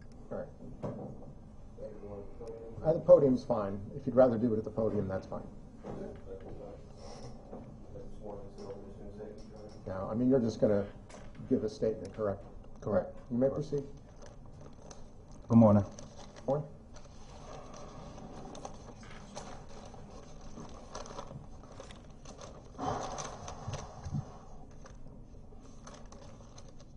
To Michael Drejka, because you felt the need to... What's your name, first of all? My name is Michael McGlockton. Okay, you may proceed.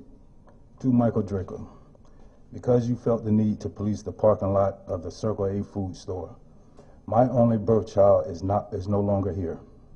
You not only took him away from me, you also took him away from his kids, his grandparents, his uncles, his nieces, and his brothers and sisters. Your actions has affected all of us, and because of you, our lives will never be the same. I want you to know that it really hurt me to see the tape when you was in the interview room, and they asked you, and they told you that Markeis had passed away. You showed absolutely no remorse, none. But you also did another interview with Reginald Roundtree after you finally got arrested after 23 or 24 days of being free. You had the audacity to cry or show emotion because you miss your pets and your wife. I want you to know that that was a slap in my face. You deserve to die in prison. In the Bible, it says in order to get into heaven, we must forgive those who trespass against us. At this point in my life, I am not there yet. And if just so happened that the Lord chooses to take me before I come to terms with this, then I will see you in hell. Well, you and I, we will finish this. Mark my words. All right, thank you, sir. Who's next, State? Markeis' partner, Britany Jacobs.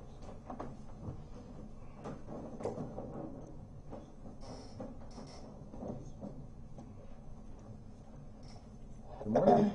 Good morning. My name is Britany Jacobs. I am the partner of Markeis McGlockton. Markeis McGlockton was my partner in life. He was the father of my children, and he was the man I loved. Markeis was there for me, and he was there for our 3 little children. He worked at night, and during the day, he helped raise our kids. We have 4 children now. We have Markeis is 6, Marley is 4, Marshawn is 1, and I was pregnant when he died, so Markeis didn't see our baby, and his name was Martavius. I never had to ask Markeis for help with his kids. He knew that he knew what they needed, and he loved tending to them. He loved us, and we loved him. Markeis was spiritual, he was protective, and he made us laugh. He was all these things to us and so much more. There are no words to fully describe what his loss has done to our family. There is no way for everyone here to understand the hole that has been left in our world. I want you all to pause and imagine the person you love most. Picture their eyes, picture their smile, and then hear them laugh.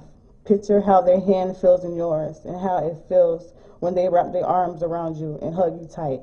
I want you to imagine the spark of joy you feel when you walk in the door at the end of the day and your 3 little children screaming excitedly because the center of their world is home. Imagine the deep sense of warmth it gives you to know you'll spend your life with that person. Now, imagine a cold, empty place. Imagine the silence of the door not opening, of knowing it never will, and what that means for you and your children. Think about what it's like to know you'll never hold their hand and you'll never feel the warmth of hugging them tight. Think about raising 4 children alone without their daddy. Imagine a sense of sadness and pain that you can't ignore. It feels like a weight, and it's one you know you'll carry forever. Without Markeis, my world can never be whole again. Our youngest 2 children will have no memories of their daddy. Our oldest asks me questions about him that I don't have the answers to. And as they get older, our youngest will have their questions too. I'll try to answer as best as I can, but I know I won't have all the answers either. There was only one Markeis, and they'll never know the joy of getting to know their dad. I asked myself why. Why did this happen? How could one person's anger about a parking spot turn into the man I love dying and his 4 children being left without their dad? I asked how. How could a defendant shoot an unarmed man? How does he pull out a gun and watch another man raise his arms and back away and in front of the man's family and still decide he needs to pull the trigger? The defendant's weakness, his cowardness, and his anger couldn't find a way to manage are the reason Markeis is dead. His anger is the reason he wanted to yell at me today at the convenience store. He didn't care that my children was in the car. He was angry, and that what mattered more. Markeis saw a man yelling at his family. He pushed that man to the ground to defend us. It didn't matter when Markeis raised his hands and backed away. The defendant still decided to shoot. His killer wasn't scared. He was frustrated because the defendant wasn't man enough to figure out the way to solve his problems. Markeis died, and my family suffers. The court should remember that this wasn't the first time for the defendant before he shot Markeis. He had an established history of road rage and of starting similar confrontations. In the confrontations he had leading up to Markeis' death, the defendant demonstrated that he was a threat to the community and pulling the trigger on Markeis, and he followed through on that threat. Through his deeds, he has proven he is a man in search of conflict, ready to instigate and then pull the trigger when the situation gets beyond his control. Now he is a convicted killer, and he just deserves to be punished for his actions, just as well as we are accounted for ours. The defendant has said he's sorry, but he's still the man who believes that he was on the right side of the law, and he still is the man who believes that the sheriff's decision was not to arrest him vindicated him. Through his words and his deeds, the defendant has shown that in the depth of remorse hinges on how the law is read. As I sit here today, I am a mother of 4 young children. I no longer have my love, and they are no longer have their dad. The defendant is the only one responsible for that. He killed a man, and he expected the law to let him get off the hook. His pattern of behavior suggests he's a threat, and while I want him punished for what he has done to Markeis and our family, it is more important that he'll never be allowed to do it again. It's for this reason that I implore the court to deny him the ability to ever do this for as long as possible. The defendant deserves the stiffest punishment the law allows. The people in our community deserves to know that he victimized someone else. Thank you. Anyone else, Mr. Shaw? No, Your Honor. What says Mr. Shaw? Your Honor, just a little background. We've sat here, our office, hearing how we back down to pressure to file these charges and those type of things. That's the farthest thing from the truth I've ever heard. The day that the shooting occurred, Mr. McCabe was out of town on business, and he had watched the video. And in his mind, it wasn't even close. That next day, he called me and said, I want a complete investigation. I'm not liking what I see on that video. I think there's a crime here. We conducted a complete investigation, brought in all the witnesses, talked to everybody, tried to find out as much about Michael Drejka as possible, and we did. And after that, it was confirmed that these charges were appropriate. The jury, after a trial, verified that by their verdict. So all this that we bowed down to pressure and all that type of things, for as long as I've been at this office, and you know how long, it's been a long, long time, I've never seen once our state attorney give a press conference out in front of a courtroom. Never seen once him give a press conference on any situation. We judge cases by the facts, by the testimony, and file charges based on that. In my mind, when I saw that video the first time, I saw a man backing up. I also saw a man that was going to defend his family. They brought out the fact that Mr. McGlockton was the instigator. Well, no, he wasn't. Mr. Drejka had been warned previously, and that was the most important thing of that Williams rule. The real crux of that Williams rule was out in that parking lot, he was told, knock it off. You can't do this anymore. It's going to cause a problem. And he acknowledged it. He said, I know, I can't help myself. It always gets me in trouble. And he predicted what was going to happen.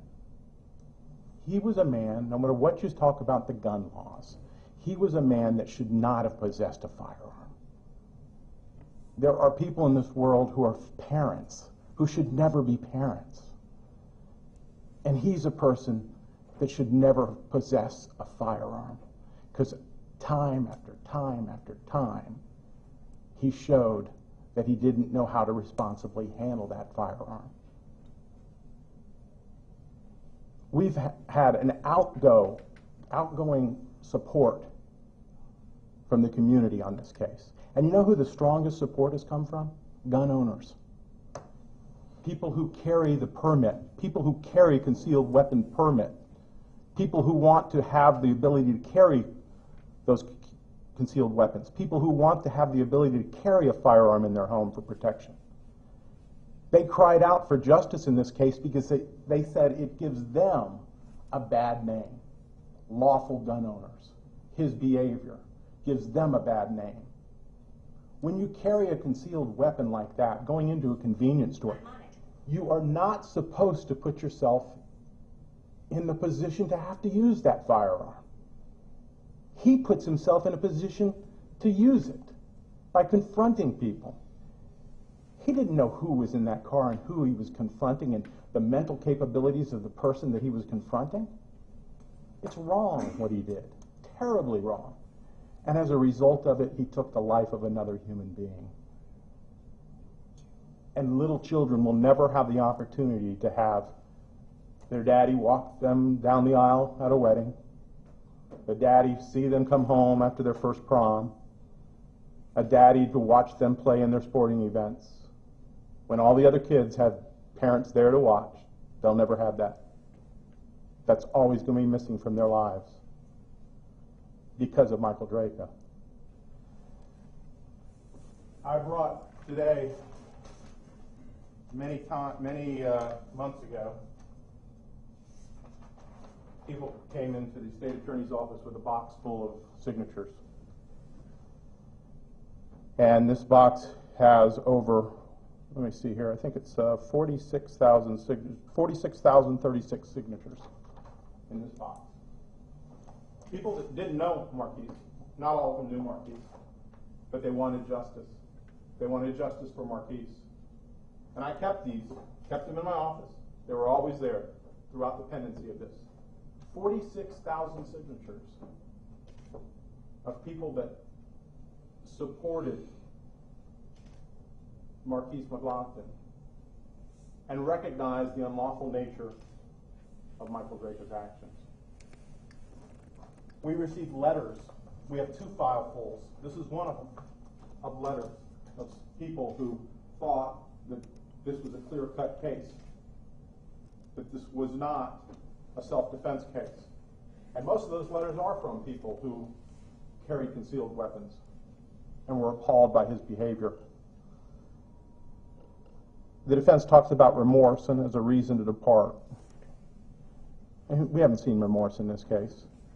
What we've seen is the defense and Mr. Drejka blame every and anybody but himself. Blame the educational laws of training in getting a concealed weapon permit. We like to blame that. Blame the victim. We like to blame the victim. He hasn't taken responsibility for his actions. Matter of fact, that interview with Reginald Roundtree, he said he would do it again under the same circumstances, the same exact thing. That's sad. I don't think we want somebody like that educating people about the proper use of firearms. So he hasn't shown remorse in this case, as they have indicated. He's blamed everyone except himself. He has not taken responsibility.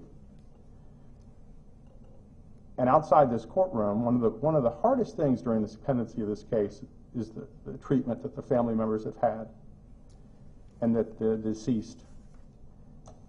After every hearing, there would be press conferences by the defense outside. And in those press conferences, they would indicate that the victim was a weapon. They would indicate that the victim was a drug-raged maniac, that he was a terrible parent, that he was a thug.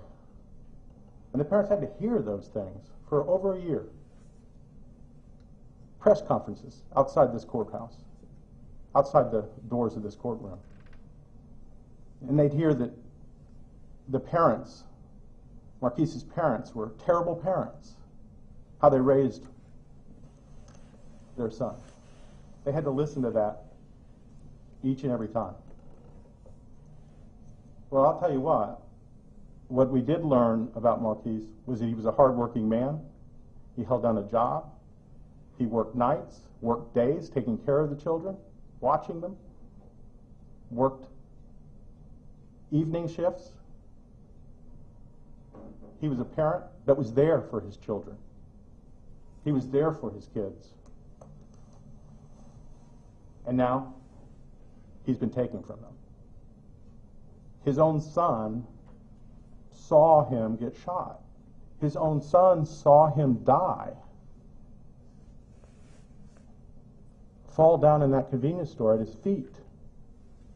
Now, the jury didn't see that video, and rightfully so. But think about that. His son witnessed his father's death and his father dying right in front of him. Mr. Trevina talked about the jury and all that. We received some phone calls from jurors afterwards. There was one man that was confused. That was the foreman.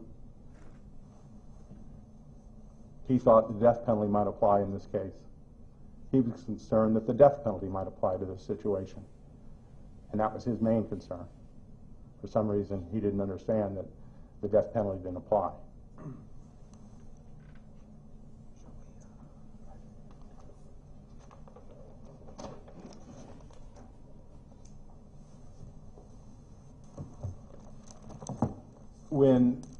When people leave this earth, some people leave this earth with footprints in sand, and those footprints go away pretty quickly. That's not the case with Markeis McGlockton. And I can say that because I didn't know Markeis, but unbelievable outgoing support that I've seen and I've heard. And not just family, people that knew him. His footprints will never go away, that they'll always be there for the family. He left a footprint.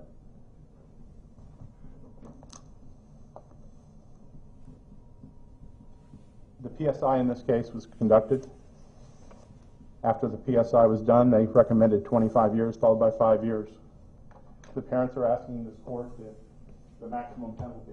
It is warranted. This case was senseless. There was no reason to take the life of another human being. Mr. Trevina talks about we compare him to a law enforcement officer. Well, a law enforcement officer is under the same set of laws when it comes to manslaughter charges. And if a law enforcement officer shot a person every time they pulled a gun out, that would be sad, because we know that's not true. Mr. Drejka didn't have to pull that trigger. He didn't have to fire that gun. He didn't have to take the life of another human being. He didn't have to confront Miss Britany Jacobs. He had many, many choices. The choice he used was bad. It was wrong. He didn't have to pull that trigger. He didn't have to take the life of a human being. Because of this, we ask that the court sentence him appropriately. Thank you. Thank you. Anything else from the state? Any rebuttal at all that's new from the defense? No, Your Honor. All right. Let's go over the financial obligations first. The standard court costs are $550. That includes a discretionary felony fine of $125.72. There's $100 for cost of prosecution. I see that there's a balance on here of $50, so I assume he had the public defender's office originally, so there's the $50 public defender application fee. Is the state asking for any investigative costs? No, Your Honor. All right. Is the state asking for any restitution? $5,000, Your Honor, for funeral costs. All right. All right, Mr. Drejka, you have the right to a hearing in regard to the amount of restitution and also all the fees and costs. I would think that we also need a $7 charge for DNA because I don't think you have DNA. That's correct, Your Honor. So, Mr. Drejka, you do have the right to a hearing on the amount of restitution and the fees and costs. Would you like a hearing on any of that, or do you want to waive or give up your right to a hearing and agree to the amount of the fees and costs and agree to the amount of restitution? We'll waive it. Okay. And you'll agree to the amounts? Yes. All right.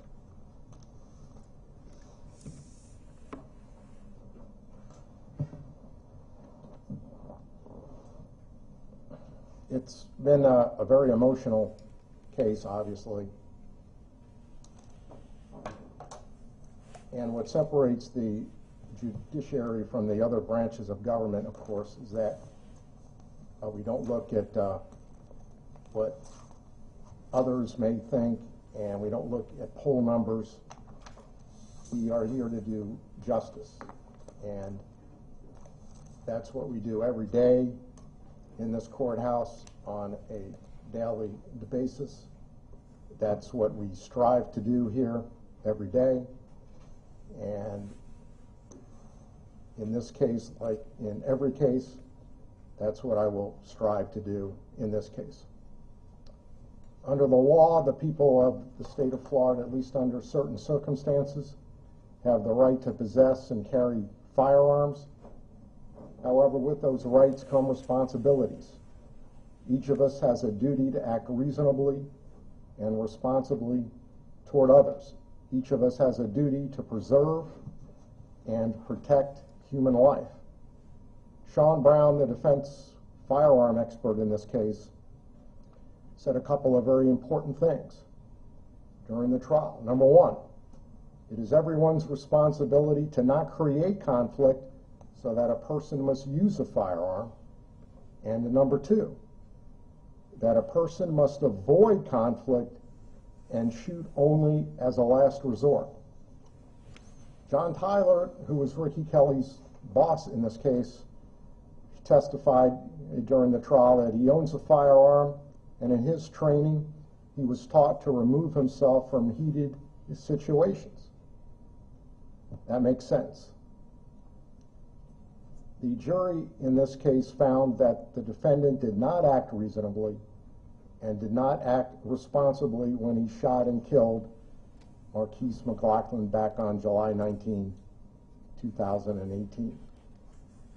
It's important to understand the context of all the facts in this case so that everyone has an understanding as to what led up to this and what happened. The defendant was 47 years old at the time of the shooting. According to his own taped statement, his father was a law enforcement officer, and he himself always wanted to be a law enforcement officer. But he stated that his father did not allow him to become a law enforcement officer. And at one point, he even said that the father said that he would break his arm if he became a police officer for whatever reason. So he became a clearanced tree trimmer, and he retired in 2006 and 2007. He indicated that he inherited a lot of money from his mother, so he was retired for a long period of time at a young age. He did have a daily routine while he was retired. He would go to the Circle A convenience store every day, and he would buy Monster drinks. I think the owner of the store said that he would buy 4 at a time. I think the defendant indicated that he bought 2. But one of his main hobbies, and let's be honest, the evidence showed that the defendant was a wannabe law enforcement officer. He became the handicapped parking space monitor and enforcer at the Circle A convenience store. When people parked in the handicapped parking space, the defendant would inspect their vehicles and would photograph their vehicles. And why would he do this? In his taped interview, he said why. And in his own words, it was to F with people. That's exactly what he said. In the transcript, and these are exact quotes here, the defendant says, "But when they see me doing stuff like that, they automatically think, hey, what's this guy trying to do? F me." And then the detective says, "Wouldn't you think that a little bit if somebody came taking pictures around your car?" And then the defendant says, "Well, that's exactly what I'm trying to do." So he is agreeing that he's confronting people to harass them and mess with them, and in his words, F with them.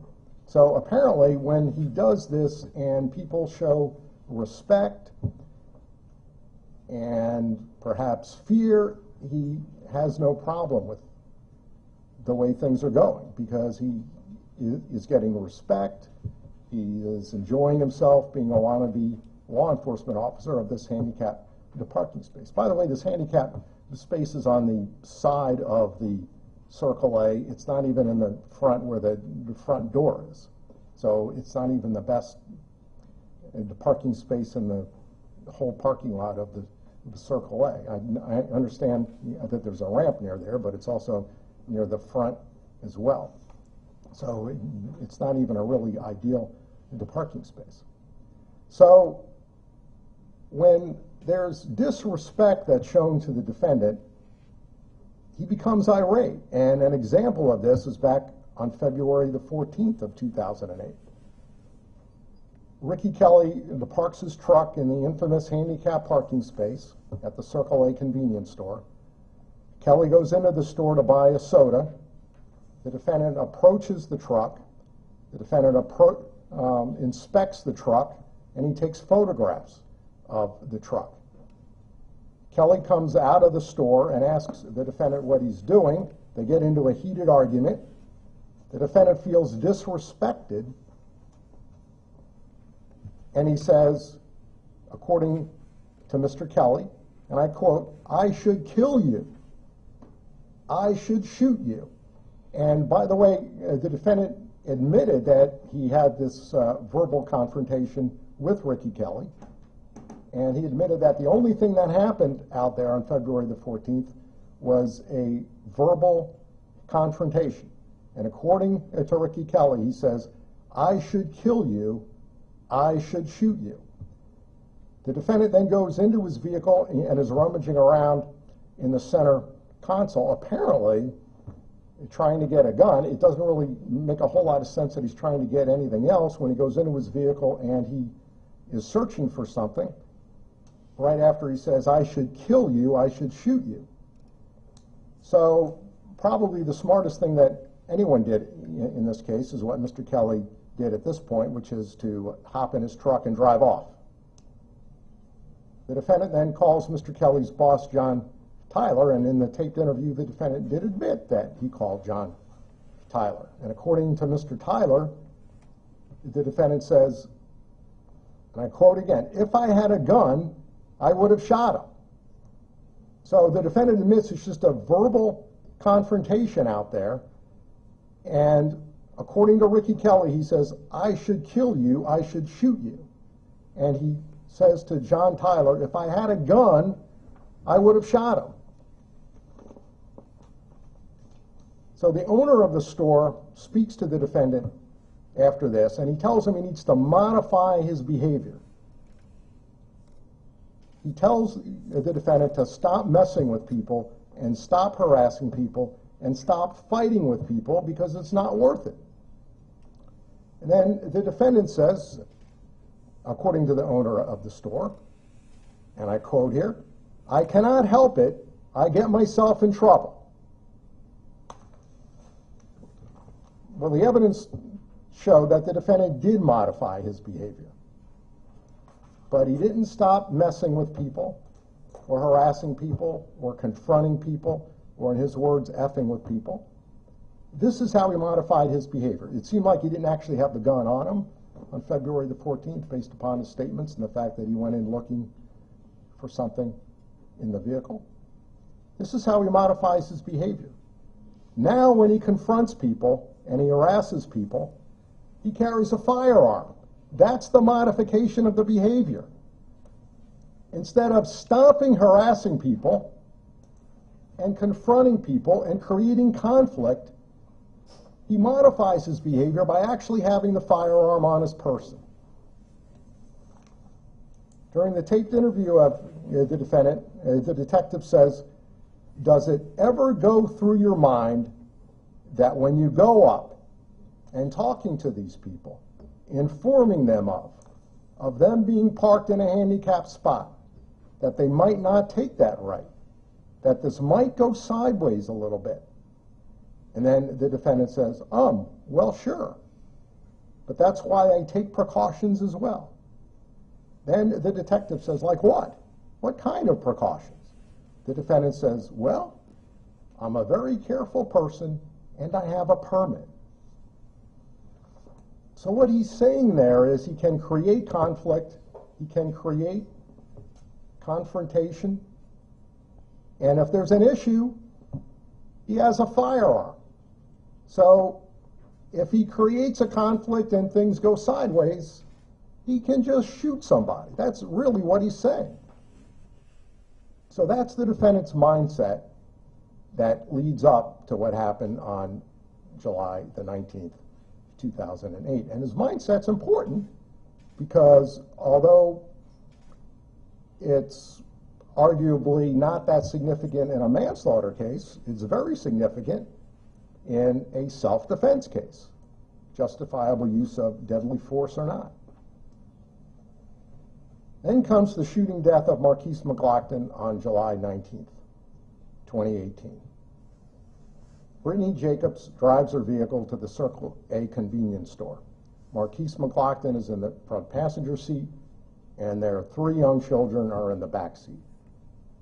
Britany parks in the infamous handicap parking space.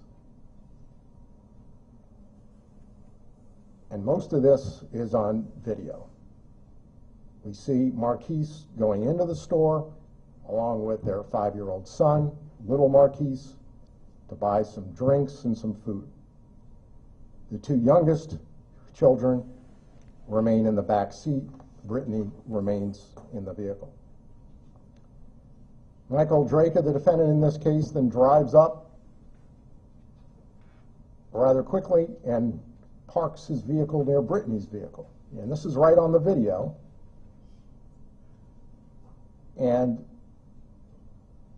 he just seems to come out of nowhere, kind of like a superhero, to make sure he enforces this violation of the handicap parking spot. Now, I don't know where he came from.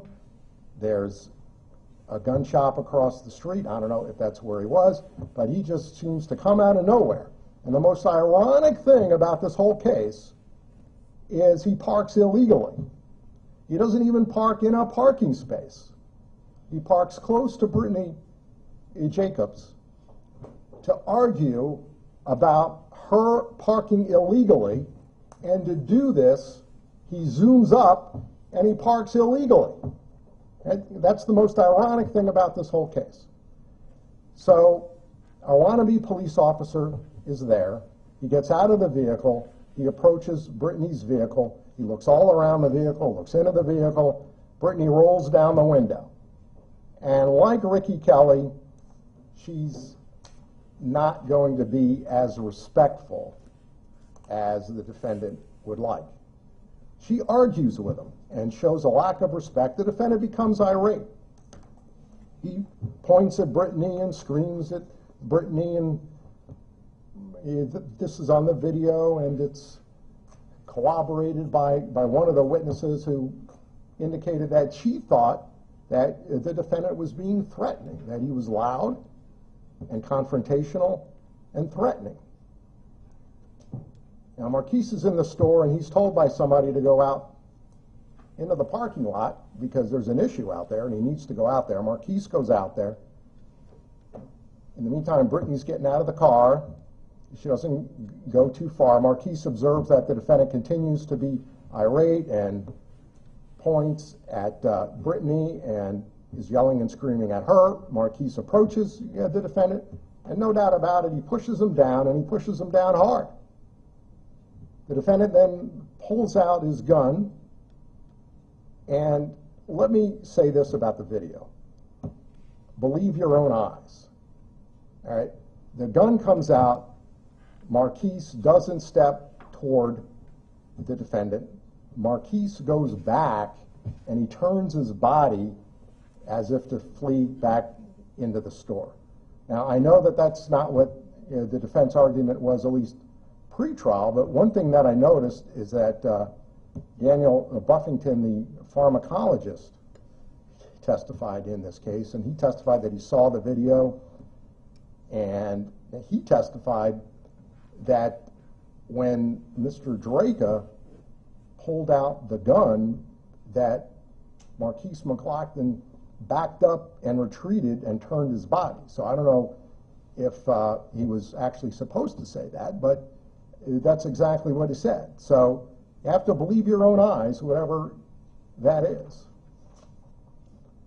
The defendant then shoots Markeis in the side. Obviously, this corroborates the fact that he was turning his body in a defensive position. That's not an offensive position. That's a defensive position when you go back and you turn your body and you try to get out of there. Markeis then flees into the store where he collapses, and he dies right in front of his 5-year-old son. The defendant is later interviewed, and he admits the following: that Markeis made no verbal threats, that he said nothing at all, that he had no weapon. The defendant admitted that he was only slightly dazed when he fell. The defendant insisted that Markeis took a step toward him right before he shot him, and at one point the defendant stated that Markeis took even more than one step. And again, in the tape interview, the detective says, and I quote, "He only made one step," and then the defendant said, quote, "He barely made the second step before I pulled the trigger."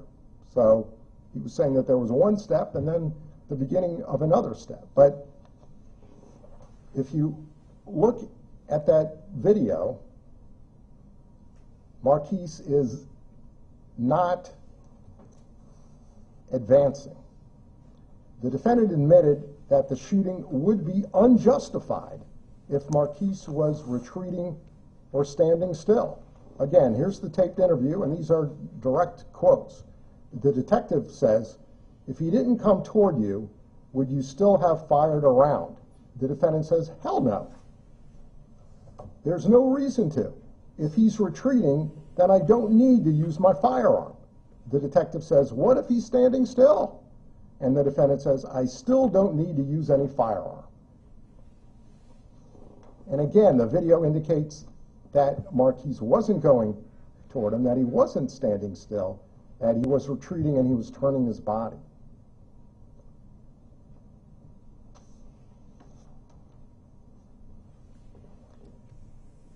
Under Florida law, to justify the use of deadly force, the appearance of danger must have been so real that a reasonably cautious and prudent person under the same circumstances would have believed that the danger could be avoided only through the use of that force.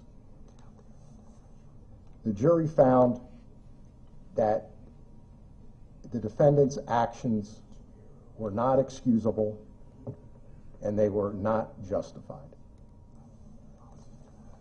No one really used perfect judgment in this case. Perhaps everyone could have done a little something a little bit different. Perhaps some people could have done a lot different. But the evidence in this case shows that the defendant created conflict and created a confrontation, that he shot and killed an unarmed man who was backing up and retreating and was trying to save his own life by retreating once he saw the firearm. And he did flee into the store where he died right in front of his young son. One cannot say that that is unaggravated in regard to all of these facts. In order for me to depart, it's a two-pronged test, and it's one of the unusual situations where the defense actually has the burden of proof. They have to show, number one, that there's a legal reason for departure, and number two, that I should do it under all the facts and circumstances. They have to show both prongs. I do agree with the state in that I'm not really sure that I heard any remorse in this case. What I've heard is that the defendant felt that he was justified in doing what he did and that he would do it again. That's not really remorse. In regard to this interview with Reginald Roundtree, I've never seen it. It's not part of the record. I heard from the defense that he was remorseful there. I heard from the witnesses that he was remorseful about not being able to see his dogs and his wife. The bottom line is this, that I really haven't heard in this courtroom any remorse. So irrespective, quite frankly, of whether there is a legal reason for a departure, I'm going to find that based upon the totality of the circumstances, that a departure is not warranted. So the only reason I brought up the lack of remorse situation was because the defense brought it up in regard to legal reasons for a departure. And I'm going to find that there is not a legal reason for a departure. I'll also find that even if there is a legal reason for departure, under the second prong, I'm going to find that it is not appropriate under all the facts and circumstances here. So having said all that, regarding the background and the facts of the case, I'm going to find that it's not an unaggravated situation. However, there certainly is mitigation, and I have to consider any and all aggravation and any and all mitigation, because my job is to do justice in the case, and that's what judges do, and that's what judges are supposed to do.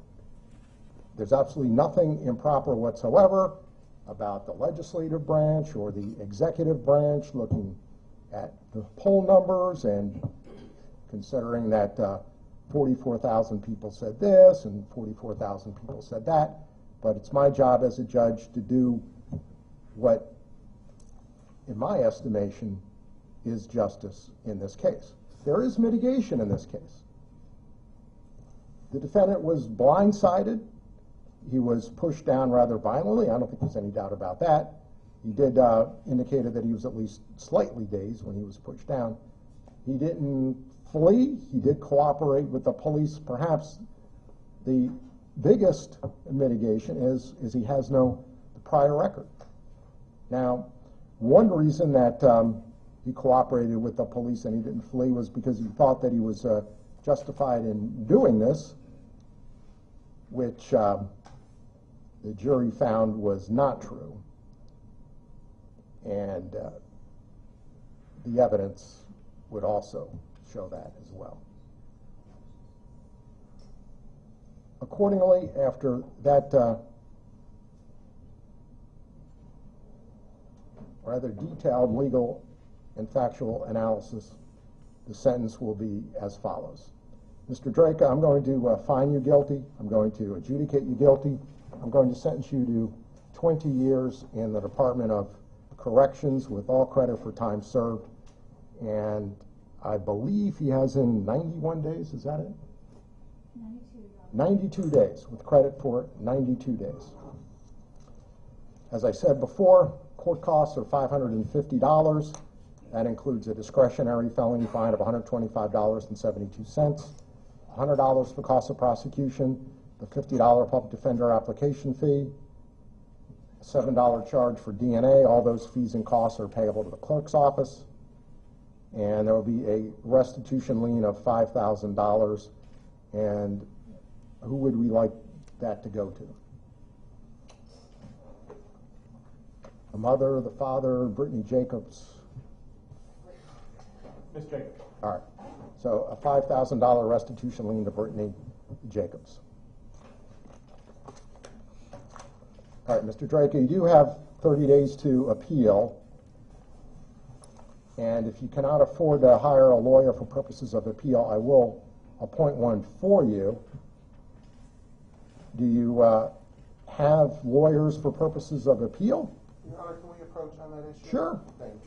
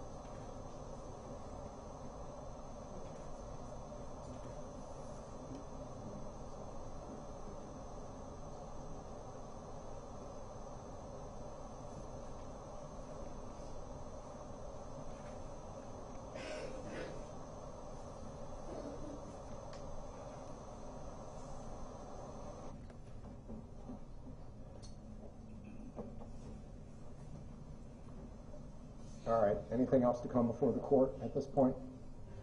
No, Your Honor. All right.